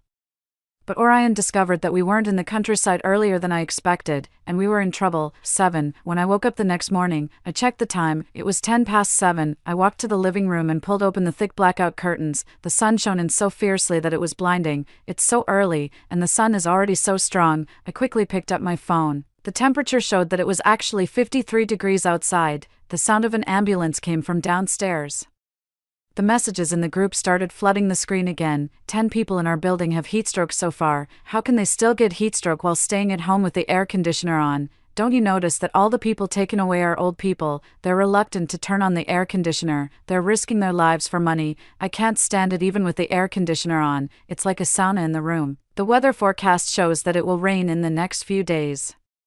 I don't see a single cloud outside. How can it rain? At the same time, the property management sent a notice in the group. Dear owners, due to the high temperature in the past few days, the electricity consumption has increased sharply, and there is a high possibility of a power outage. If there is a power outage, please don't panic. Our community has solar power supply equipment, and the power will be restored within about 10 minutes after the outage. Please save electricity as much as possible during use, and please set the air conditioner to above 26 degrees. If there is a power outage in this situation, it's like taking our lives. My God, will the water supply also be cut off? The supermarkets nearby don't seem to be open. Do any of you in the group have extra water to sell me? I'll pay double the price. As soon as this sentence was sent, the group fell silent, and no one spoke again. A few minutes later, the property management at everyone in the group again. Please don't panic, our property management office still has reserved water, and we will arrange for people to distribute drinking water to everyone. The words of the property management were like a sedative for everyone. The restless people in the group all quieted down. I made breakfast, woke Luna up, and helped her wash up briefly. After breakfast, I took out a bottle of Huishengqingqi liquid and shared it with Luna. Although the temperature in the room was still bearable, we still needed to take precautions. The days when we couldn't go out were very boring. I liked to turn on the surveillance and peek at Orion's life, as if I was watching a high-definition erotic action movie. It was quite interesting. Orion was arguing with Nova, and they were both red in the face. Are you crazy? Why did you give the remaining tangyuan and meat to them? What will we eat then? Nova had a cold face. Those things have been frozen for a long time. It's not good for our health to eat them. Besides, you said it would rain. We can go to the supermarket and buy more when the temperature drops. Do you really need to be angry with me for such a small thing? In my previous life, when Nova distributed food to the neighbors, Orion not only didn't stop her but also stood by her side and accused me. Now that I'm not in the way, Orion has also started to realize the abnormality of this extreme temperature. He didn't care and snatched the food back from the neighbors and got into a fight with them. Nova's face turned red. She reached out to stop Orion but was slapped to the ground by him. I was watching the exciting scene when the video on the other side suddenly cut off, presumably. There was a power outage on Orion's side. The temperature was still rising. It was already 53 degrees so early, it might reach 60 degrees at noon. Just thinking about it made it difficult for me to breathe. The stuffy and burning feeling was like a ton of fire about to swallow me up. I glanced at Luna, who was playing in the living room. She was sweating all over, but she was still in good spirits. Luna was stronger than I expected. I didn't have time to think more. I had to charge all the electronic devices while there was still power. I took out all the vegetables that were not easy to store and washed them, preparing to dry them into dried vegetables. Half of the water in the bathtub had evaporated in just one day, and the water in the water storage barrels had also decreased to different degrees. I was a little panicked, and I could only reduce the domestic water consumption in the following days. After finishing all the work, it was already noon. I didn't have an appetite because of the heat. I cooked some mung bean porridge to cool down and paired it with bread for a simple meal. The ear-piercing ringtone of the phone echoed in the room. Damn it, how dare you lie to me? Are you in Songlan community now? I called the property management, and he said that you had the house renovated and moved in. I was shocked. I didn't expect Orion to be so well informed. So I simply stopped pretending. Yes, so what? Orion's tone was a bit excited. I'll pack my things and move here tonight. What's the matter with you living here with the child? Anyway, our family should stay together. 8. My tone was cold. Wasn't it exactly what you wanted when we moved out? Why are you so eager to come back now? Wife, you misunderstood me. I thought about asking you to take Luna to the countryside to escape the heat. This weather is incredibly hot. I'm just concerned about you. I didn't want to endure it anymore. Concerned. You don't deserve to use that word. Don't think I don't know about you and Nova. Nova is the white moonlight you love but can't have. She's that junior who went abroad. Orion, you're so dirty. Orion's voice was hoarse. Wife, I was wrong. I'll break up with her, I promise. Please let me come back. The child is so young and she needs me. Her father, you need me too, right? I gave a cold snort. You have no right to ask for my forgiveness. That scumbag and that shameless woman. You two deserve each other. Orion raised his voice. Scarlet, don't be ungrateful. Don't think I don't know you have food in your hand. You'd better hand it over obediently, otherwise, when I get in, I'll skin you and pull out your tendons. I hung up the phone in a hurry. The painful memories of my previous life were like a flood, almost swallowing me up. I slumped to the ground, my body stiff, and my fingers trembling slightly. After a while, I came to my senses, got up, and checked the doors and windows. I finally felt a little relieved when I was sure there was no problem. The sound of the air conditioner stopping running came, and the refrigerator also lost power. Realizing there was a power outage, I started the solar generator. A few minutes later, the air conditioner started working again, and a trace of coolness returned to the room. I took a big breath of the cool air from the air conditioner, and my heart rate slowly slowed down. At this time, I turned around and saw that Luna's little face was flushed, and there was an abnormal feverish glow on her face. She had a fever. Fortunately, I had enough medicine reserves, so I wasn't panicked. I took out medical antipyretic patches and stuck them on her forehead, neck, armpits, and groin. When her body temperature rose to 38.5 degrees, I fed her 4 milliliters of Malin. After seeing that her fever was gradually subsided, I finally had a moment to lie on the ground and catch my breath. At this time, the messages in the group exploded again. The ambulance phone number can't be reached. Has the official system stopped working? Someone in my family has heat stroke. Is there any doctor in the group? My child has a high fever. I'm willing to pay a large sum of money for Malin antipyretic medicine. Antipyretic patches will also do. I'll pay whatever the price. When I saw the mother's plea for help in the group, my heart tightened. If the child's fever doesn't go down, something bad will happen. Please, everyone, help. Soon her message was pushed down by other messages. Messages asking for supplies kept flooding the group. Some people were even willing to spend 100,000 yuan for a bottle of mineral water. There were really people who risked their lives for money. The owner of room 1030 said he had mineral water and was selling it for 100,000 yuan a bottle. Many people in the group at him and said they were willing to buy it. I didn't want to stay silent in the group. I added that mother who is asking for medicine with a fake account. I have extra Malin and a few antipyretic patches. I'll put the medicine in the stairwell on your floor in half an hour. Please come and get it in time. To avoid unnecessary trouble, I deleted her after confirming that she had seen the message. The shelf life of Malin after it's opened is only 1 month. It would be a waste if I kept it and couldn't finish it. It's better to give it to someone who needs it. Maybe it can even save a life. After confirming that Luna was still sound asleep, I put 3 bottles of mineral water and an electric stun baton in my backpack and tiptoed out the door. As soon as I opened the door, a wave of heat hit me. I felt a sticky sensation under my feet. When I looked down, the sole of my shoe had been burned and the glue was coming off. I quickly poured the frozen water on myself. The brief coolness brought me back to my senses. By the time I reached the 20th floor, the 3 bottles of water were almost empty. Just as I was about to put down the medicine, a pair of hands suddenly grabbed me tightly. I couldn't help but scream and fumble for the electric stun baton in my backpack. A woman with chapped lips appeared in front of me. Don't be afraid. I'm the mother who asked for the medicine. I have nothing to give you. I still have half a bottle of water, and I'll give it to you. I warily looked around. After confirming that there was no one behind the woman, I felt a little more at ease. Without staying any longer, I stuffed the medicine into the woman's hand and was about to leave. She insisted on giving me the half bottle of water. During the scuffle, my hand touched the railing in the stairwell, and a bunch of blisters instantly appeared on my arm. I grimaced in pain. That's enough. If you want to live, go back to your room quickly. The woman was intimidated by me and slunk back. I took a big gulp of water, poured the remaining water over my head, and started climbing up. The sound of glass breaking came from behind me. The temperature was incredibly high. When I got home, Luna was still asleep. I took out the burn ointment and treated my wound. Then I took some ice from the refrigerator and put it in the bathtub. I soaked in the water and gradually came to my senses. The outside temperature had exceeded the survival limit of humans. Fortunately, I didn't have the need to go out at all. The supplies at home were enough for us to survive in this house for a year or even longer. Just as I was thinking about this, I fell asleep in the bathtub in a daze. I was woken up by Luna's crying. I quickly wrapped myself in a towel and ran out. Orion's yelling came from the door. "Open the door. If you don't open the door, I'll take it down. You'll suffer if I catch you." Luna was so scared that she hid behind me. I soothed her softly and took out the tablet to play the cartoon of Giorgio. Only then did I calm her down. Through the video doorbell, I saw that Orion was wrapped in a blanket, his body was covered in bloodstains, and his shoes were in a terrible state. He pressed his face against the surveillance camera, his face ferocious.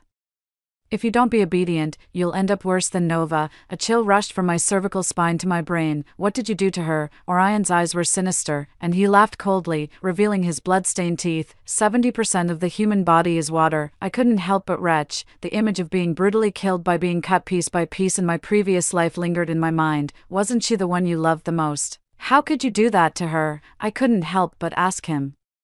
"What's the use of love? All I want now is to survive." "Did you know about the high-temperature apocalypse in advance? That's why you prepared in advance. You're so heartless. After all these years of our relationship, you just watched me die." I replied coldly. "Even if I told you, would you believe me? If I didn't escape, Nova's end would be mine." Orion's voice softened, and he pleaded, "Scarlet, my dear wife, I was wrong. I didn't do the right thing before. Will you forgive me? Let me in? It's dangerous for you to be a woman with a child in the apocalypse. I can protect you. You being here is the biggest danger. Save your energy. Maybe you can live a little longer." I ignored Orion outside the door, took an ice cream from the refrigerator and started eating it. I also cooked a pot of braised chicken with mushrooms. The aroma of the food filled the whole house. Fortunately, the walls were double soundproof, which could not only block the sound but also the smell. Otherwise, I couldn't imagine how crazy Orion outside the door would be. After I was full, there was no sound outside the door. I checked the surveillance camera, and there was no one outside. I thought Orion had given up. I underestimated his evil. 9. Night came quietly. Since there was a little sporadic rain in the evening, the temperature dropped a few degrees. At this time, the outdoor temperature was 50 degrees, and the indoor temperature was 40 degrees. The effect of the air conditioner was no longer obvious. Orion came to the door with more than 20 people in a mighty manner. "The person living in this house is my wife. She knew the news of the high-temperature apocalypse in advance and stocked up a lot of supplies. As long as you break the door open, we'll divide the things inside. We're almost starving to death." We begged in the group, but she didn't want to take out any food to help us. "She's so hateful." "That's right. If she's heartless, don't blame us for being unrighteous." Among these people was the woman to whom I gave the anti-fever medicine. They were all holding weapons. Seeing that I didn't respond for a long time, they started to smash the door. I have to say that the bank-level anti-theft door was really reliable. Even with knives, axes, and even an electric drill, it only left some marks on the door and couldn't damage the core. Several people took turns trying to break the door, but they returned empty-handed. The physical labor made them lose water from their bodies quickly, and soon someone collapsed to the ground. They surrounded the person on the ground like hungry tigers pouncing on their prey. The strong smell of blood filled the long corridor, and the wanton laughter of the demons drifted along with it. I couldn't fall asleep all night. 11. Several men led by Orion talked unscrupulously in the group about how to break into my house. They snatched the supplies of the whole building by violent means. Fewer and fewer people were speaking in the group, and there were not many survivors left. Affected by the temperature, the output function of the solar panels gradually decreased, and all the electrical appliances in the house had stopped working. Every day, I took out a frozen chicken from the refrigerator and put it in the bathtub. I soaked in the water with Luna when the temperature was the highest during the day. In addition, we drank a bottle of Huixingxingqi liquid every day and wiped our bodies with alcohol. In this way, a week passed smoothly. Orion and his group still hadn't found a way to break the door, and there were fewer and fewer people in their team. Suddenly, a scream came from outside the door. I looked in the direction of the sound. Orion fell to the ground, and his face was instantly burned off. The people behind him scrambled to lick the blood on his face. Before Orion died, he looked in my direction, his mouth opening and closing, but he didn't say anything in the end. After that, there was no more movement in front of my door. Maybe they realized that they couldn't break in and gave up. 12. The calendar pages were torn off one by one. Before I knew it, 3 months had passed. The temperature remained around 70 degrees, the internet and electricity were cut off, and there was no sound around. Luna became a bit autistic because she hadn't been in contact with people for a long time. Compared with matters of life and death, these were trivial things. All the frozen food had been eaten, and soaking in the water couldn't cool us down anymore. We had hallucinations due to the heat recently. As her leader, I should provide some help within my ability to my subordinate. What do you think? Compared with being eaten to death in my previous life, the current ending was quite good. I opened 2 cans of fruit, made 2 bowls of instant noodles, and enjoyed the last lunch with Luna. The radio made a rustling sound. Survivors, please pay attention. The official detected that there will be clouds in the next 2 days. We will carry out artificial rainfall. Please hold on. We will eventually welcome the dawn of hope. I excitedly hugged Luna and said things that she might not understand. The higher authorities haven't stopped functioning. We still have hope of survival. In these 3 months, the officials sent helicopters to airdrop supplies, but after the temperature rose to 70 degrees, they never appeared again. Now the official news not only brought the news of rainfall but also conveyed the hope of survival. There was only 1 bottle of Huixiangjingqi liquid left, and I gave it to Luna to drink. After the meal, we tried our best to soak in the water. I was drowsy and seemed to have slept for a long time. Mom, it's raining. It's raining heavily outside. It was great. The apocalypse was over. We survived. Story 2. As the apocalypse approached and everyone began to hoard frantically, I discarded all my furniture and stripped my home down to its bare walls. I spent all my savings on a custom-made iron coffin. Everyone thought I had given up on life. But only I knew that this was the only way to survive. People had no idea when the apocalypse actually started. A global hacking group announced that they would attack the nuclear wastewater discharge facilities of an island nation to prevent the discharge into the ocean. They soon discovered that the island's nuclear wastewater system had no shutdown command. In other words, the discharge had started much earlier than the government had publicly declared.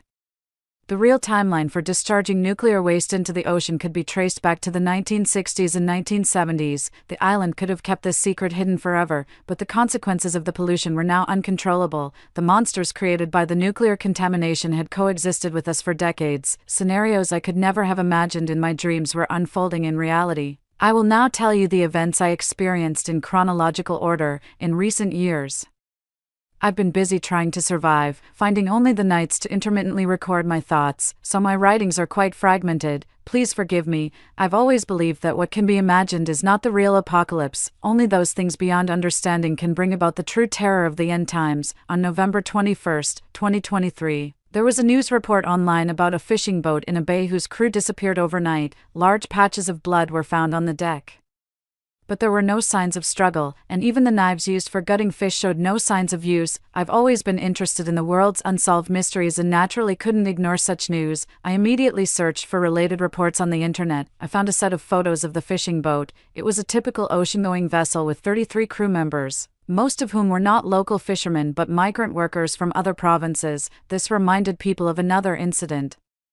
The Lu Romeu 2682 event of 2012. The comments below the news were varied, with some linking this case to the Lu Romeu, suggesting that the souls of the dead were seeking replacements. Though I am into mysteries, I definitely don't believe in such baseless claims. As I quickly scrolled through the photos, I noticed that half of the boat was submerged, and near the waterline, there was a row of dense, gray-green blisters clinging to it, like a skin disease that seemed ready to ooze pus when pricked. Some comments suggested these were barnacles, usually found parasitizing marine life, with a few also clinging to the bottom sides of ships. It was nothing unusual until someone in the comments asked, "Has anyone noticed that a few of these barnacles look like human noses?" Some replies zoomed in on the images, causing a wave of discomfort as I looked closer. Damn, they really did look like human noses.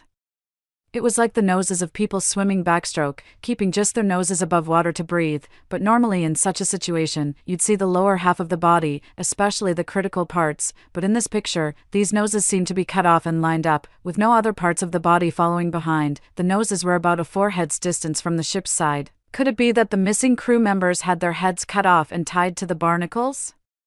What kind of perpetrator would indulge in such macabre whimsy? Chilling to the core, I quickly shared my speculation in the comments. Soon after, I was bombarded with messages. One from an IP address at the scene said they lived right next to XX Bay and had gone to check it out. They discovered that the noses shown in the photos had disappeared. Everyone ignored theories about avenging spirits, mermaids luring souls, or cultic sacrifices, and began to collectively analyze photos from the scene.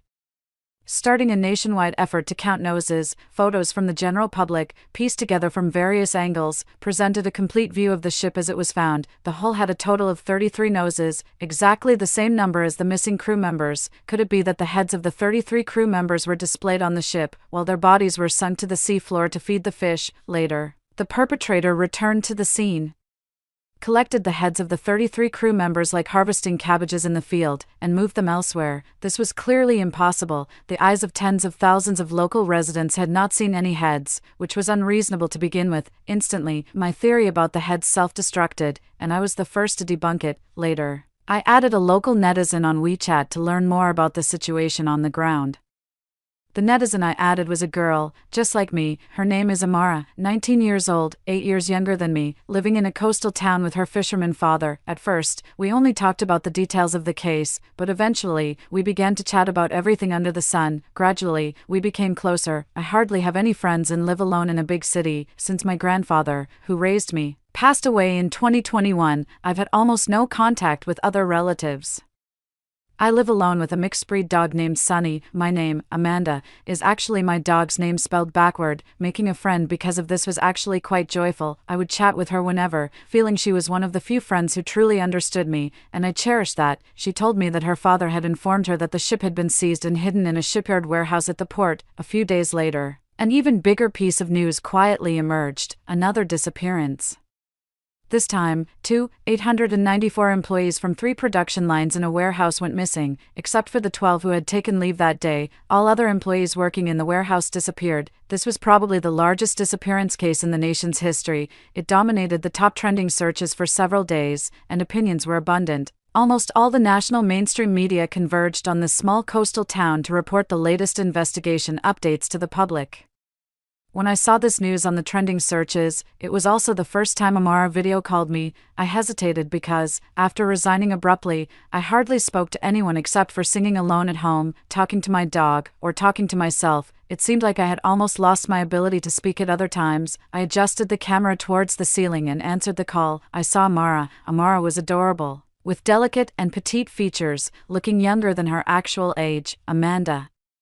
Sorry for calling you out of the blue. No worries. What's up? Did something happen? Feel free to talk to me. My polite response came out reflexively, but I detested my own insincerity. Deep down, I knew I was a reserved person. Remember I told you about the employees disappearing from the warehouse? Amanda, there's something I didn't fully tell you. My uncle worked there, and he's been missing for several days. My grandma and the others are really anxious.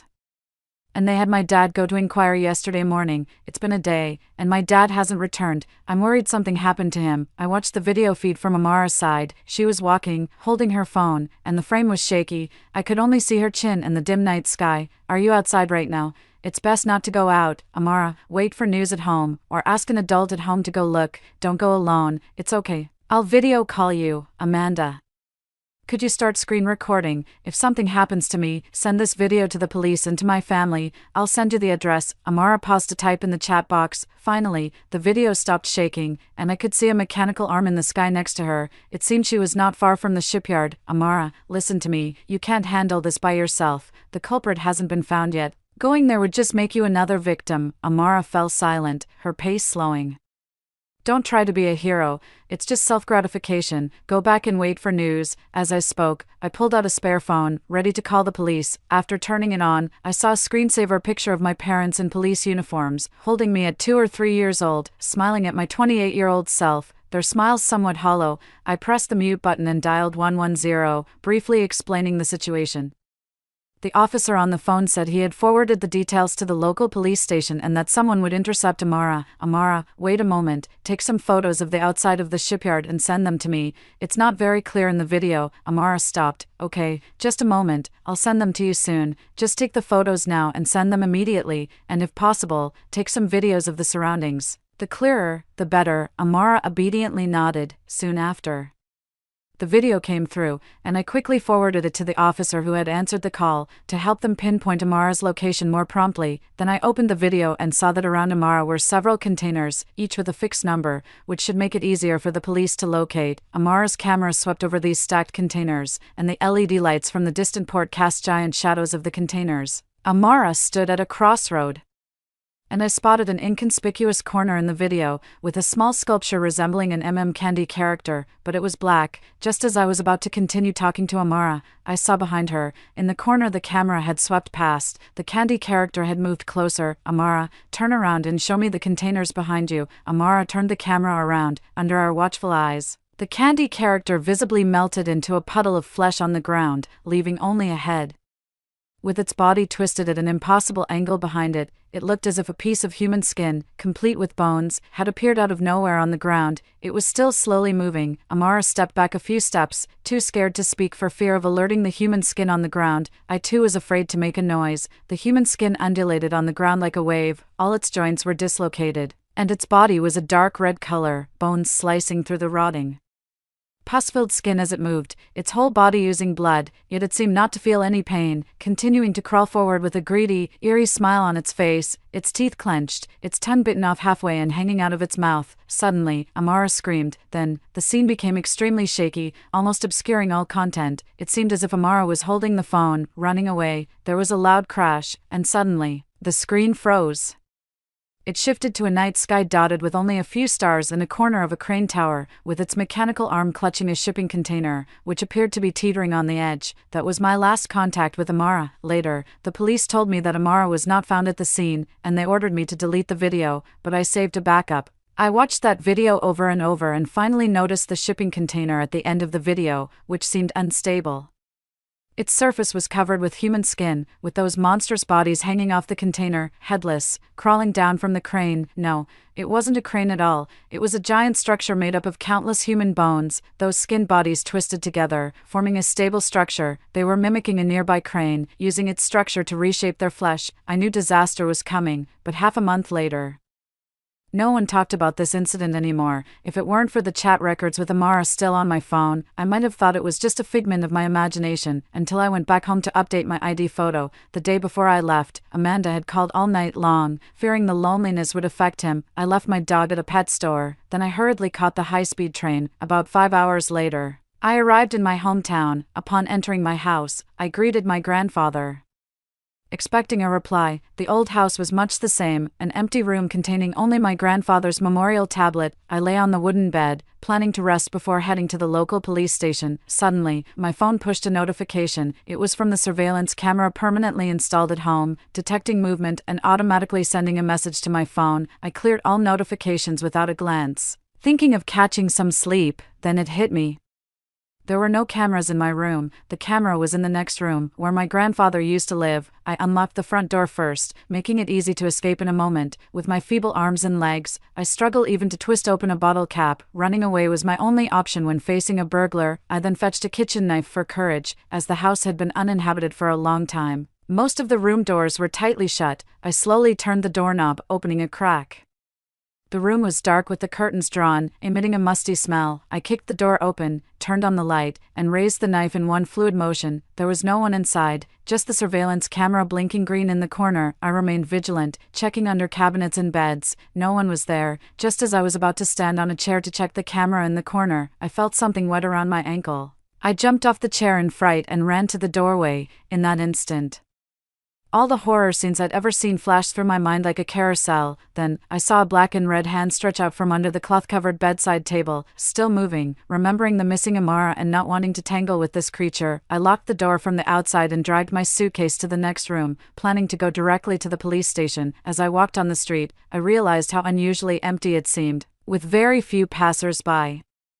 The traffic seemed to have thinned out, giving the impression of returning to the early days of the pandemic outbreak years ago. When I arrived at the police station, I only saw one officer on duty at the entrance. As I got there, the young officer had just put on his cap, ready to head out, while the phone inside rang incessantly. "Hello, I'd like to report a crime." "Sorry, I just received a report and have to leave. We're short on staff." "Just tell me what's happening directly." I had come in such a rush that I hadn't organized my thoughts, and I couldn't just blurt out to the police that there was a monster in my house. The young officer was already in the car, ready to drive off. Before I could continue, the young officer suddenly began to bleed from his nose, splattering blood onto my clothes. "No, I'm sorry." He quickly turned to look for a tissue but bent over and began to vomit violently. I hurriedly fled the scene. Thoughts of an apocalypse in a city besieged by zombies racing through my mind. If the apocalypse were truly upon us, I might not stand with humanity. If I were lucky enough to survive, forget it. It was almost impossible. My task unaccomplished, I rushed back to X City overnight. Before leaving, I asked the master at the hardware store next to my house to weld my iron door shut. I hoped the monster wouldn't climb out the windows. My hometown is very close to Amara City, so it would be normal if the virus spread there, but X City, where I live, is inland and relatively isolated. probably still safe from any infected intruders. I remembered the blood of that officer that had once been on me. I might already be a walking contagion, just unaware of when the virus might activate. Strangely, the internet was quiet, everything seemed normal. I guess the virus was a localized phenomenon and hadn't spread further, or was spreading very slowly, since Amara disappeared. I started searching online for any recent news about her town, but to no avail. After I got home, I started planning for the apocalypse. I've worked in big cities for years, living paycheck to paycheck, saving little money, oddly compelled. I knocked on my neighbor's door. My neighbor, about my age, was a game streamer known online as Milo the Good Leg. He played a strategy game called Armored Warriors and had a considerable following online, reportedly earning a decent income daily. I added him on WeChat because his cat often crawled through the cracks in my window to steal my dog's food, and Amanda, the dog, was well known in the neighborhood for her social anxiety and sticking close to me. Whenever Milo's cat appeared, she would hide under the table, too scared to make a sound. When I approached, she would whimper as if terribly aggrieved. I often bagged the neighbor's cat and hung the bag on his door. Because of this, we had argued for a while. Eventually, we decided to exchange resources equally. He left a bowl of dog food at his door for Amanda, and I kept a bowl of cat food inside for his cat when it got hungry. Milo opened the door, his hair messy and his clothes wrinkled. He wasn't surprised to see me, likely having spotted me through the peephole beforehand. "Just leave the delivery at the door," he said, looking at my empty hands. "Milo, come back." I paused for a second, then saw his cat dart out of the house, screech to a halt in front of me, turn sharply, and run into my place next door, followed by heart-wrenching howls from Amanda. After resolving the conflict between the cat and the dog, we were sitting on the floor at my house when I learned his name. He told me his name was Jack, and that his cat was called Milo. "I came here because I want to discuss something with you. Can we join forces and live together?" I was straightforward with my question, but he remained silent as if pondering. "How much money do you have?" I immediately checked my bank balance on my phone, 38,000, and I have a house back in my hometown. I had always been laid back and never felt poor until the apocalypse made me realize just how broke I really was. "I have over 2 million, but it's still not enough. If you sell the house, it will be." "What do you mean it's not enough?" I suddenly realized that I might not have given Jack the full context of my situation, so he was talking about stocking up on supplies, enough for the two of us to last half a year. "You knew. I've known for a while, just didn't bother. I haven't saved enough money. I was planning to save up 2 million to fully renovate the house. I know about Amara too." Hearing the name Amara from someone who was almost a stranger made my heart beat violently. "Why that look? Am I only allowed to spy on you in your live streams? That's illegal." At that critical moment, I brandished the weapon of law. "Don't get it wrong. I'm not a pervert. I'm not after you. I'm part of the Global Hackers Alliance. We hacked into a nuclear power station's computers and found some explosive information that we haven't shared with anyone or any organization." Holy shit, my mind went blank, unable to find the words when it mattered most. "I have a backup of Amara's video. If you want, I can send it to you again. Did you notice it suddenly went to a black screen towards the end? You thought there was no more content and stopped the recording, but there was more content." I had remotely reactivated Amara's phone camera at that time. "Why didn't you tell me about this sooner?" "To be honest, I thought about telling you several times. So why didn't you?" "I was afraid you'd sue me." "You knew, then?" "Holy shit. Did this guy also know about my Pornhub bookmarks?" My bizarre interests revealed. "Actually, I hate your dog. Keep it away from me." Seeing Amanda wagging her tail and smiling amicably behind me, I knew Jack was just making an excuse. "I want to see the video." In the dim room, I drew the bed curtains tightly shut, leaving only the light from the phone screen to illuminate part of the room. As I watched the video Jack sent, after the call ended and the camera reactivated, there was about a minute and a half of black screen. This kind of black screen wasn't the fully dark kind but slightly illuminated. I looked up at Jack, noticing he was watching me. "Pay attention, it's almost there. Just wait a moment," he said. My gaze returned to the screen. Finally, the screen lit up again. Unlike before, the bone tower in the video was still there but had turned blood red, as if a red ambient light was turned on nearby, making the image somewhat blurry. "It turned red because of the blood," Jack explained. "That minute and a half, that was the creature crawling over Amara's phone, right?" "Yes," he nodded. Once my guess was confirmed, I kept staring intently at the screen, realizing there were only 10 seconds left in the video. At the 5-second countdown, the screen suddenly shook, and then a huge face appeared, so close that I couldn't make out the features. I set my phone down on the table. keeping my distance as if something inside it might crawl out the next second. Then, a voice broke the prolonged silence. Amanda. It was Amara, looking at the screen with a look of near despair. I could imagine what it felt like for Amara to see the call had been disconnected. That feeling had haunted me too, fueling countless nightmares that scorched my heart until it turned to ashes. If only I had waited another minute. You feel guilty, don't you? Jack tilted his head, trying to see my expression, but I turned away as Milo, the cat, walked over and lay on my lap. Didn't you say you found some explosive information at the nuclear plant? What did you find? I saw the surveillance footage. The video was too long. I won't show it to you. In short, those monsters, whom we still call humans, drank water contaminated with nuclear waste, among other factors that combined. I turned back, still not facing Jack. Their genes mutated in a short period of time. But this exogenous mutation wasn't thorough. In other words, they're still human, just sick. If they haven't died completely, there's still hope. These semi-mutants, I've gotten used to calling them softbones. I remembered the figure in Amara's video, a candy-like figure that could change shape at will. Are their bones disintegrating? It seemed like their bodies were rotting. If they rot completely, won't they die? I asked. I don't know for sure. Theoretically, yes. I pulled the curtains open, and the sunlight instantly flooded in, but it brought no warmth. That nuclear plant surveillance video, it has records of them eating. They still maintain normal metabolism, yes, but they no longer have thoughts, only the most basic physiological desires. They prey on humans, zombies. Images of traditional human-like zombies sprang to life in my mind, charging toward me. They're not quite like zombies, they move so slowly. They couldn't even catch up to something hot, very easy to deal with. I breathed a sigh of relief, but after decades of evolution, they've become smart. As I said, they don't chase after humans, they hunt. Seeing me silent, Jack shifted his position and continued, have you ever played hide and seek in CSGO? What's that? It's a minigame within a shooting game's creative workshop. In it, there are two forces. One team is the cops, the other the robbers. The robbers can transform into any object in the scene, like a garbage can on the street, a flower bed, a fire hydrant, or a utility pole. I thought of the human bone towers. The cops' mission is to find these objects that are disguised as robbers and capture them all to win the game. You're saying that they mimic these objects, and when people get close without noticing, they devour them. That seems like a very slim chance of death. Wouldn't I be safe if I just kept away from objects? Can you walk without touching the ground? They might even be hiding inside this. Jack pointed at a cup of instant noodles on the table. If the target is as small as a baby, they could discard their limbs. As long as their head can fit, they can hide. A single bite from them, and it's over. We are the police now. Get ready to move out. Jack stood up. Police. My hand clenched tightly under my sleeve. Perhaps it's us who have nowhere to hide. I blurted out, then laughed. Later.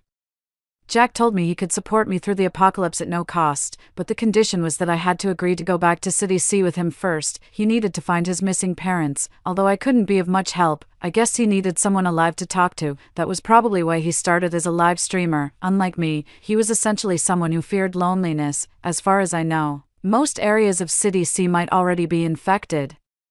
But there's still hope for my parents' house since it's in the suburbs. After that, Jack and I went to the supermarket to gather supplies we needed for the trip. He paid, and I helped. What if your parents have mutated? Jack glanced at me with a frown. Sorry, I'm not that idealistic, I replied. I would lock them up, treat them with preservatives, until the apocalypse is over and a cure is found. I won't give up. Holding a climbing rope, Jack continued. You seem like the type to give up halfway, desert in the face of battle, and abandon me. How about this? No, man, you make it hard for me to run away. I felt he was about to tie me up. I also have news about Amara. I know she's not dead. I've already planned out the steps for this trip back. Each time you complete a task for me, I'll tell you something about Amara, if you help me find my parents. Jack paused. I'll help you save Amara. Maybe Amara isn't that important to me. I pinched my own flesh in my pocket, trying to keep my expression as calm as possible. Amara might not be that important, but don't you want to know how your parents died? Jack turned his head, then whispered in my ear, my parents' death is related to Amara's disappearance. Suddenly, everyone in the mall turned to look at me, and I could barely control the volume of my voice. I'll tell you when we return from City C. Jack pushed the fully loaded shopping cart towards the checkout, and so, I boarded the train to City C with Jack. We left Milo and Amanda at home with about 20 days worth of water and dry food. We planned to return in no more than half a month. Before boarding, I hesitated. Don't you think taking the high-speed train is dangerous, in such a confined space? If a real one sneaks in, there's no escape. I was sitting on Jack's suitcase as the train conductor checked tickets nearby. His suitcase was electric, designed to follow him around. "Are you not planning on coming down?" Jack spoke irritably. "There's not supposed to be any." I hadn't finished speaking when Jack interrupted me. "Don't worry, if there is, I'll chop off my head for you to use as a soccer ball. That won't be necessary. Trains are the safest, fastest, and most secure. It's hard for them to get in, even if they do. The train is so long, we can easily outrun them." "All right then." After boarding the train, although we were seated next to each other, we both remained silent, engulfed in quietness. I took out a snack from my bag to try to break the ice with Jack, but he just waved his hand and refused. Later, I fell asleep and had a nightmare. When I woke up, I felt a weight on my shoulder and saw Jack's head resting on it. He was curled up in an uncomfortable position but seemed to be sleeping soundly. I didn't want him to wake up with a stiff neck, so I woke him up, unexpectedly. He ignored me for a long time because of that. It turned out to be premeditated, and he was furious when exposed. I maliciously speculated about him in my mind. Upon arriving at Sea City train station, we found it crowded as usual, with no signs of the impending apocalypse. We took a taxi to Jack's parents' house. After crossing dozens of miles of mountain roads, we finally reached the bus station that would take us into the village. When Jack told me we needed to transfer to a bus, I really felt like fleeing. Who would willingly head towards a zombie's mouth during an apocalypse? Jack and I waited a long time, making me wonder if he was planning to abandon me in the mountains. Eventually, an old, mud-splattered bus arrived. Jack and I silently made our way to the back row of the bus. There were only 3 people on the bus: me, Jack, and the bus driver, who was very friendly and kept trying to turn around and chat with us, completely ignoring the winding mountain roads. I just nodded and responded briefly, while Jack pretended to be deaf and mute, ignoring him completely. By the time we reached the village, it was already dark. "Do you still remember the way home?" I asked Jack. "To be human, you need a heart and a brain," he replied. Jack picked up a particularly straight stick from the roadside and swung it around as we walked, looking at him. I suddenly missed Amanda. After getting off the bus, we walked for a long time. After several turns, we finally saw a few scattered houses separated by a muddy village road, randomly positioned on either side of the road. "It's too quiet, don't you think?" I observed the distant village, which still maintained the architectural style of the last century with mud walls, wooden beams, and thatched roofs, occasionally interspersed with 2-story buildings. There was no smoke from cooking fires, but some homes had clothes and quilts drying outside, indicating that people lived here. As we approached the entrance of the village, a flock of birds flew out from the woods behind the village. As if startled, the outermost house had a street sign that read Ningguang County, Shuguang Township, Xiaoyabo Village. No, 45. No one was around. Jack tapped his little stick along the way, trying to lure out whatever was lurking. The quieter it was, the more danger seemed to lurk around us. This was a conclusion I had drawn from watching horror movies over the years. If the enemy doesn't move, neither do we. Shortly after, we stopped in front of a low bungalow with several mats laid out in front, displaying some withered grass that was unidentifiable. "Mom, Dad," Jack suddenly shouted, calling out several times. "I'm back." The house was pitch dark inside, and there was no response. Jack glanced back at me, signaling that he would go in first to check. I nodded, took out a flashlight from my backpack, and handed it to him. It was getting dark, and it looked like we might have to spend the night in this village. I heard a series of knocking sounds from inside the room as Jack was feeling around. A gust of wind made me shiver, feeling as if eyes were watching me from the dark doorway behind me. Not far away, a shadow on an extended beam moved slightly, looking like a human skin hanging upside down, slipping down with the wind. I hurried into the house to call Jack out to see. As soon as I stepped through the doorway, I felt my foot on something soft. Without hesitation, I rushed into the inner room, bumping into Jack, but he swiftly dodged, causing me to fall. He blocked my waist with a wooden stick, and I heard a snap. Something had permanently broken. Then, I fell heavily onto the bed, and by the time my face stuck to the bed, I had already decided who I wanted to be in my next life. After settling our differences over a steaming bowl of instant hot pot, Jack and I searched inside and outside the house but found no trace of any monster. What I had seen on the beam was just a raincoat hanging in someone's house, and what I had stepped on at the doorway was a bag of ashes. It soon became dark, and when I checked my phone, there was no signal and nowhere to charge it. The whole village seemed frozen in time, becoming a civilization relic about to be erased. After dinner, Jack and I secured the doors and windows with planks we found and even plugged the chimney hole with mud to prevent any drafts. Exhausted, we collapsed next to the stove. The fire pit was lit with coal briquettes, and to prevent carbon monoxide poisoning, Jack cracked the window slightly. "Aren't you worried something might crawl in at night? Let's put out the fire soon. Turn on the flashlight. I brought batteries. Don't worry. Our village has an aging population, no infants, such a small crack Only someone splitting their head in half could get through. Just to be safe, I reinforced the window with a few stones to ensure it couldn't be pushed open from outside, then sat back down by the fire. I watched Jack, who was sitting with his head bowed and eyes closed, the flickering flames casting a beautiful light on his profile. He had taken off his coat while working, and I caught a glimpse of the lines of his arms, strong, not like someone who stayed indoors as I did. I looked around the room. The old earthen walls had no furniture, just 2 rooms in total, the larger room divided into 2 spaces by straw mats. Although the house was small and the furnishings were decades old, everything was very clean and tidy. Even the ash from the stove was tied up in a burlap sack and placed in a corner.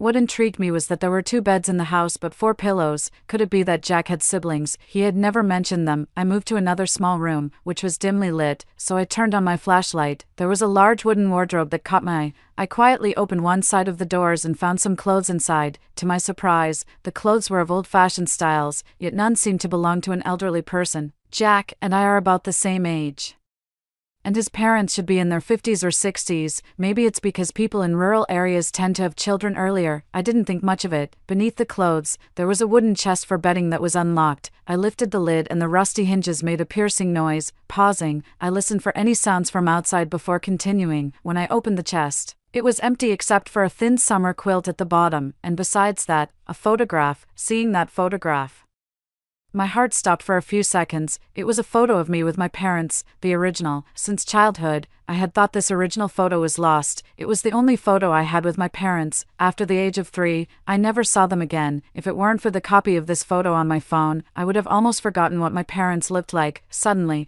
I felt short of breath and a splitting headache. Why would Jack's family have a photo of my family, and it seemed to be stained with blood? "What are you doing?" Jack appeared suddenly behind me. I quickly hid the photo in my hand back into the dark chest. "I saw you were sleeping, and I was worried you might catch a cold, so I was getting a quilt for you." Jack's stern expression seemed to soften slightly. While he went to tend to the fire, I quickly stuffed the photo into my pocket. I sat down next to him with the quilt, inching closer to where he was. I had so many questions, and I didn't even know if he was friend or foe. But for now, I could only pretend to be close to him, to gain his trust. I still needed his strength to face the unpredictable situations ahead. I still wanted to rescue Amara. Now I can tell you. I looked up sharply at Jack, who had just spoken. "My plan consists of 3 steps. I had anticipated not finding my parents, so that was it. All right, what do you plan to do?" "The 3 steps are to drive the tiger, beat the tiger, save the deer. I've only completed the first step." I gagged slightly. Such a cheesy name for the plan. "You came up with that." "Actually, I lied to you. I already knew my parents weren't at home." He looked at me, seemingly eager to see my reaction. "What? I'm used to it. You've lied to me before." "When have I ever lied to you before?" Realizing I had almost let something slip, I quickly tried to bluff my way through. "Forgot. Anyway, you seem like someone with secrets. Once a person has secrets, to hide them, they need to lie. They need to deceive." He suddenly chuckled. The fire in the hearth flickered brightly and dimly. "Everyone in this village has changed, including my parents. No exceptions. The last message I received was a month ago, about a cargo truck that entered the village and never left. The owner of the cargo came looking for people. From a distance, I could hear the village broadcast system sounding off, emitting a strange noise that seemed both like laughter and crying. It felt haunted.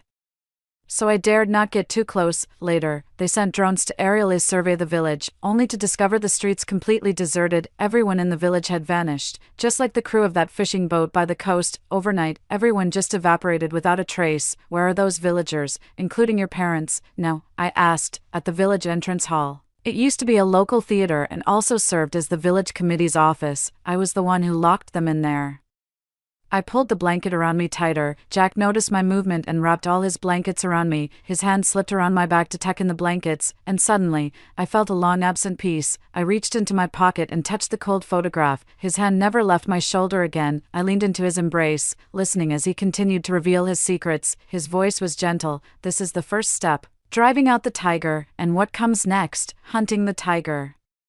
What does that mean? In order to save others, we might have to harm some innocents. Don't worry, I won't hesitate if it's necessary. There are 2 stun batons in the bag. Not sure if they'll work. If they don't, we'll need to run fast. I'll cover you then. Don't worry about me. Of course, you don't need to remind me. I came here to accompany you. I'll run when it's crucial." I grabbed a sports drink from my backpack and took a big gulp. Later, I talked with Jack for a long time.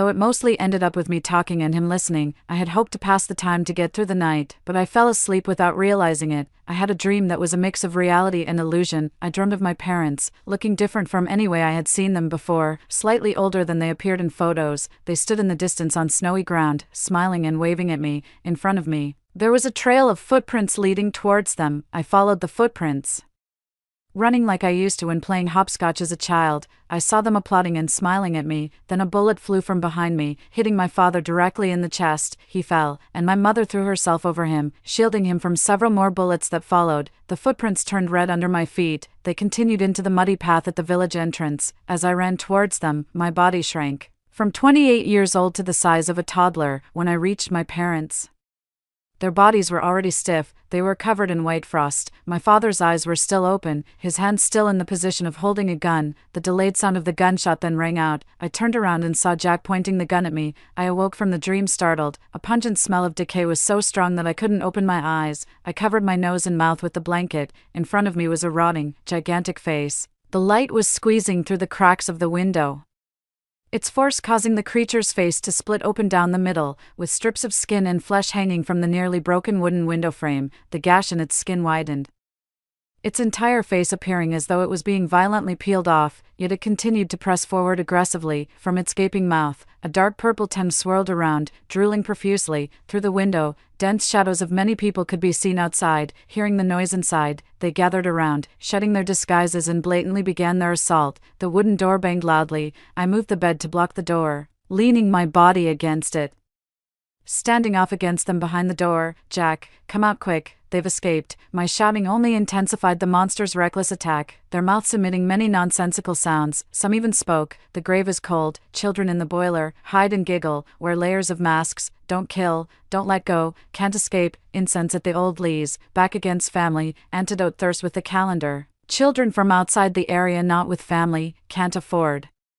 Countless mouths outside were screaming, wanting to come in and tear my flesh apart, to eat my organs raw. Amidst the howling, I tried to discern Jack's voice, but there was no response from inside the room. I reached out with difficulty for a pitchfork by the stove. The face by the window stretched its neck trying to bite my arm, its teeth clacking, several rotten ones falling off into the pot, spraying blood on my arm, suppressing my nausea. I used the pitchfork to prop up the bed's boards.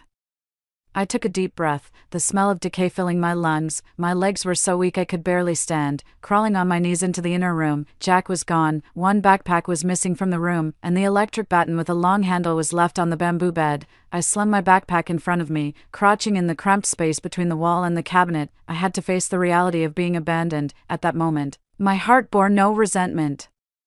I wanted to hide in the cabinet until they broke in, found me, and devoured me, turning me into one of them. They continued to slam against the wooden door, the sound of breaking wood echoing while dust from the beams fell continuously. I looked up, letting the dust engulf me. With my eyes closed, images of my parents' frost-covered corpses floated in my mind. My father was a narcotics officer, and my mother worked as a clerical officer in the public security system before I was born. They had been assigned to the southeastern border, infiltrating criminal organizations. Later, due to their undercover missions, they met, married, and had me, then hastily left me in the care of my grandfather. 11 years ago, they both died during a mission, killed by criminals. Before their deaths, those criminals had long recognized my parents' true identities but had held off, continuing the charade. They traveled all the way to City X, kidnapped me in a van afterward, seeking revenge. They pretended to be kidnappers demanding a ransom from my parents. The threatening call lasted only 5 seconds before it was hung up. I was 17 that year. 13 days later, I was found in the Dosha Mountain area. After their deaths, the media raced to report on them, honoring them as anti-drug heroes and martyrs of the anti-gang campaign. I had never met them, not even seen their bodies. I wanted to look at that group photo one last time. After pulling out the photo, I noticed a line written on the back: "Life should be like dew on grass, choosing to follow the sunlight rather than fall on the dun." I placed the photo over my heart. Suddenly, a piercing sonic boom erupted from outside the house. The village broadcast started playing. "Amanda, by the time you hear me, I'll already be gone." It was Jack. He had pre-recorded this message, and it stuttered, repeating that sentence 3 times, unconsciously. I scratched at the bamboo bed. the sharp bamboo splinters piercing my fingertips, drawing blood. I need to go somewhere urgently. I know you'll soon reach there too. My second step is almost complete. I've left a message for you in the transmission room. It includes the past of your parents, and the whereabouts of Amara. If you want to know, you must make it out alive. Life should be like the dew on the grass, better to follow the sunlight than to fall into the dirt. He repeated that phrase suddenly. The same one from the photo, the farewell note from my parents, the only one that wasn't about me. His words, each one, pierced my heart. The broadcast kept looping, and I wanted it to stop. About the past of your parents, about the whereabouts of Amara. If you want to know, you must make it out alive. I remembered then, when the time comes, say this: if you want your daughter alive, bring 300,000. At 17, I was blindfolded, hearing those criminals speak. Jack's face overlapped with the criminals' voices. It's been 11 years, and they haven't stopped seeking revenge on my parents. Even if it was the end of the world, they'd drag me down to hell with them. I've lived in hell these 28 years. I remember never having a job. The 30,000 in my card was the money my grandfather saved over the years for my college education, but I never went to college. Since the age of 17, I've been home, constantly ruminating over regrets, pain, and resentment. I never made it out. Better to follow the sunlight than to fall into the dirt. I repeated the phrase to myself again. The wooden window broke, and the terrifying skin peeler was slowly wriggling its body, trying to enter the house. Behind it, countless blood-stained hands gripped its body, attempting to drag it down from the window. They weren't rescuing me. They were merely fighting each other, all eager to devour my flesh. This bought me some time. I stood up and without hesitation quickly moved toward the monster. I stepped on the stove with one foot and kicked its face hard with the other, causing it to fall onto its peers, tumbling on the ground unable to get up. Its rapid retreat caused its companions to mistakenly treat the skin peeler as a living person. They viciously caressed its chest, pulling out long, blood-soaked ropes which they stuffed into their mouths. I watched them coldly while digging through the chimney mud, my fingers still bleeding. But I had no time to care. If I had been a minute later, I would have ended up like that skin peeler. A shaft of sunlight hit my face, an incomparable warmth dispelling the stench of rotting corpses around me. I moved a stool over. The noise again attracted the monsters. They surrounded me once more. They tore my trouser leg, scratching white lines into my skin with their nails. I struggled in vain, powerless against their manipulation, until they had vented their rage and violently threw me outside the house. Your parents ensnared us. Their debts are now yours to bear. Suddenly, I remembered the traumatic memories from when I was 17, memories that burdened me for life. It was as if my brain's self-defense mechanism failed in an instant. Those agonizing memories swirled in my mind like a life flashing before your eyes montage. Replaying the most severe torment over and over, I lost control of my emotions. Consumed by uncontrollable anger, I got off the stove and kicked open the door, along with the monsters clinging to it. They writhed towards me, their bodies a jumbled mess of dark red, black, and terrifying green. I switched on the stun baton and charged at them. The monsters touched by the stun baton trembled on the spot for a few seconds and then collapsed with a thud. I took down several monsters with the baton, but it didn't completely incapacitate them. I had the platform connecting the rooftops, leading directly to the village center, so I climbed back on the kitchen stove, and this time, I was lucky enough to make it onto the rooftop successfully. Looking down, I saw the monsters breaking their own bones, reconnecting them, climbing over each other to form a human pyramid. At the top was a woman, her body twisted like a stick insect, crawling at the peak of the pyramid, grinning at me. Suddenly, she lunged forward like a mantis poised to strike. Her speed was fast, unlike the other monsters, and she seemed to possess some awareness. I frantically jumped from rooftop to rooftop, trying to shake her off, but she followed closely, almost stepping on my shadow. What do you think you're doing, little guy? She shouted loudly. I couldn't understand her words. I just kept running forward until I saw the path to the next platform blocked by a staircase railing. I screeched to a halt. Collapsing on the ground, the woman flew over me and crashed into the staircase railing. I descended from the wooden ladder beside the platform. The other monsters hadn't caught up yet. My mind went blank, and I dashed into the building marked as the village committee, running up to the second floor in one go. Only one room on the second floor had its door slightly open, with a broken lock lying on the floor. I ran inside and shut the door. In front of me was a small table covered with a red cloth, with a radio set on top. An old-fashioned magazine, See City Daily compilation, lay on the tablecloth, with a desk lamp holding down a flipped-open section, serving as a bookmark. I picked up the magazine, and two plastic-sealed old photos fell to my feet. I picked up the photos from the floor. One was from a KTV, a group photo with many people. Among the dozen or so people, I immediately recognized my father. His hair closely cropped, with a fresh scar on his forehead. Next to him was a man with a middle-parted hairstyle, looking quite tall, sitting with his legs crossed, his face turned towards my dad. The man, looking a lot like Jack but not him, was clearly of a different age. The second photo showed 5 people, the same man, embracing a very beautiful woman, holding a baby still in swaddling clothes. My parents stood next to them. They were backed by a cliff, with a beautiful harbor in the distance. Written on the back of this photo was, July 24, 1999. Jack at 6 months old, with my wife Amelia and brother Robert, sister-in-law Grace at Exbay near Linhai village. I knew my parents had always used assumed names. Jack's real name must indeed be Jack. There was also a newspaper clipping that I glanced at briefly before setting it aside. It detailed a major drug bust along the southeastern border by narcotics officers, resulting in the sacrifice of a martyr. The local government erected an unmarked monument in his honor, commemorating his bravery. Just as I suspected, Jack orchestrated this alarming trap to lead me step by step to this point, forcing me to relive the ordeal his father experienced years ago, abandoned by his organization, betrayed by his brothers, never to see his family again. He wanted me to pay for these sufferings. For this purpose, he didn't hesitate to use Amara, drawing her into his scheme. Perhaps Amara is in his hands. Or maybe Amara is one of his own. After all, wounds may heal over time. But guilt and blame cling to one like a festering sore, making life unbearable. I picked up the magazine again, hoping to see if there was anything else. Suddenly, I felt a sharp pain in my calf. A bright red bite mark was clearly visible. I saw a child, about 7 or 8 years old, crawl out from beneath a red cloth. He was biting his finger, intently watching the fresh blood flow from my wound, dragging my injured leg. I ran out of the transmission room and into the woods.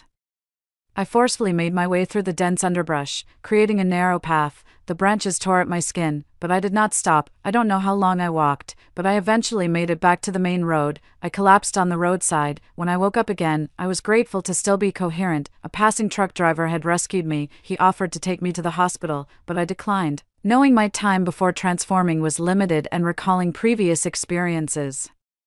I knew it wouldn't be more than 2 days, so I took a flight back to City X, returning to my hometown, hoping to meet the end of my life there. The door to my old house had been pried open, the iron fillings in the cracks were still there, but the iron bar in the middle of the door had been removed, leaving a large hole just big enough to crawl through. I crawled in and, as usual, lit incense for my grandfather's ancestral tablet. Sitting in the dark, I called the funeral supply store next to the Great Mercy Temple, the same place I had contacted during my grandfather's funeral arrangements. I urgently ordered a coffin, specifically instructing the store to use iron plates for the coffin walls and to seal the lid with solder, leaving 5 locks that could only be opened from the inside. I then bought 5 copper locks from the neighboring hardware store. The monster in the house had already escaped, while waiting for the coffin to be delivered.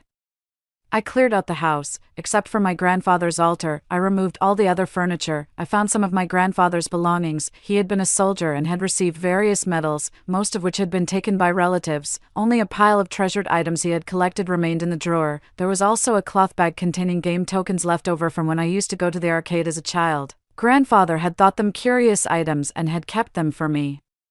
I never understood why, after someone dies, their belongings can't remain in the house. All those mementos of my grandfather were cremated with his body, leaving few traces of his existence in the world. I pulled out an album that contained photos of me from ages 3 to 23, taken by my grandfather each year at the same spot in front of the octagonal pavilion, but when I opened the album, the photos had changed. In those pictures taken at the octagonal pavilion, my parents appeared standing behind me, accompanying me from age 3 to 23, as if they had never left me. From the innocent smiles of my childhood to the visibly stiff posture and expressions of my adulthood, my life suddenly had the witness of my parents.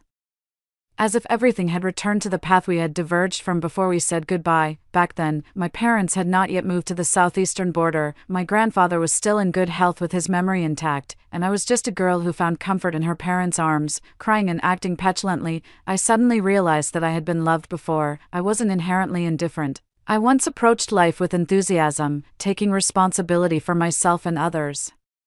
But after repeatedly making choices and facing despair, I retreated into a comfort zone that seemed the most suitable for survival. It was a fatal move, far more painful than the virus looming inside me. A person on the brink of death, finding the meaning of life just as she was about to step out into it, was almost dead. 28, at least before I die. I wanted to save as many people as possible who also wished to survive. I sent a message in the community group chat, but no one responded. Then I ran through the entire neighborhood, going door to door, telling them that the end of humanity was imminent, but there was still hope. Most of them didn't believe me. Some had even anticipated the apocalypse and had stockpiled a large amount of food. Among these people were some familiar faces. They started chatting with me about my recent life. One aunt, whose children were quite hostile towards me, wanted to chase me away with a stick. I understood, but as I was leaving, she called out to me. She said, "Don't blame them, they don't understand. I'm old and can't quite grasp what apocalypse means. Can you explain it to me again? What do you mean by that?" "The apocalypse means there are fewer and fewer days left to live, and almost everyone is about to die," I explained. Instead of being upset, she laughed. "My Amanda, it's an apocalypse every day. Everyone's life diminishes day by day, young girl. When exactly is this apocalypse? I'll tell my son to mark it on the calendar. When the time comes, I'll call my grandchildren to come back home. They study far away and can hardly visit once a year. With this apocalypse, our family can gather once more." 29. When I returned home, the front door was wide open, and a coffin, shimmering with a silvery light, lay like a small boat in the middle of the living room. I shut the door, I opened the coffin lid, lay down inside it holding an album, feeling sharp pains from a wound on my foot. At the moment I closed the lid, I decided to die embraced only by the love of the world. 30. Get up, Amanda. Sounds of knocking on the coffin lid. Amanda, how do you open this? Bro, you need to think of something fast. It was all your stupid idea. Now Amanda might be dead. Don't worry. A quick call to the fire department next door. Get someone with a blowtorch over here. If that doesn't work, we'll just call the police. Are you not embarrassed? You are the police. I'll make the call now. I lifted the coffin lid, and someone threw themselves on me. It was Amara. Next to her was Jack. They helped me out of the coffin. Jack was about to speak when I slapped him across the face, leaving him standing there stunned. "You left me alone in the village, liar." My voice shook involuntarily, and then tears started to flow. Jack hugged me close, gently patting my back. "Didn't you see the note I left for you in the guardhouse? I saw you enter on the camera." "What note?" "I saw it. Tommy turned that paper into a paper airplane," Amara said. "That little guy. I told him to give you a gentle nibble, didn't expect him to bite that hard. Just like Amanda from your family," Jack said as he examined the wounds on my legs. "Go take a shower first, and then we can sit down comfortably and talk. Make sure the water doesn't touch the wound. I'll help you bandage it." Jack frowned, lifting the legs of my pants to reveal numerous scratches from branches bleeding. "Maybe you shouldn't shower." "I want to shower." I quickly hid in the bathroom, grabbing my phone to figure out how to recall a group message sent over 2 minutes ago. When I emerged, I found the furniture I had left in the hallway returned to its original place. Everything was as usual. "Tell me, the fishing boat incident I stumbled upon online, did you mean for me to see that? Was it fake?" "No, that was real. But everything about Amara living by the sea was planned by me." The video call with Amara, those were special effects. I buried my head in my arms. David and Amelia are indeed my parents, and my dad was an undercover narcotics officer, deeper undercover than your dad. After he was killed, he left my sister and me to be adopted by your parents. We were raised by your parents. Before your mother died, she moved us, and that's how my sister and I survived. I'm sorry for burdening you with all this." I couldn't stop sobbing. The final step in my plan wasn't to save Amara, it was to save you. This plan was actually your father's operation to eradicate organized crime in Xiaoyao village. He completed his mission successfully, including the final saving the deer step. His sacrifice helped the police eliminate the drug cartels in Shiguang village. The villagers, long controlled by dark forces, were rescued and relocated to the town. Those zombies you saw were them, acting out their parts, aided by some movie props. Of course, Jack showed me the chat records with the villagers, everyone sharing their makeup photos. I saw the man who looked peeled. He was an uncle in special effects makeup, and the lady who looked like a stick insect was actually a robot. The electric button Jack gave me wasn't charged. They were all acting in the saving the deer plan. Some of them even got hurt by me. "I think you should consider filmmaking," I cried, my breath unstable, my words slurred. "Then you'd be my leading lady. You're so natural at it. All the good things you haven't experienced in life, I'll make up for them." And me. At the entrance, Amara came running with 2 bags of packed meals. I looked at the feast on the table and the 2 people sitting beside me, raising my glass. "In this apocalypse that belongs to me, let's all toast together, to humanity's first apocalypse, Amanda's last," Jack said. "Cheers." "So, humanity is still destined for extinction?" asked Amara. "Yes, but not today."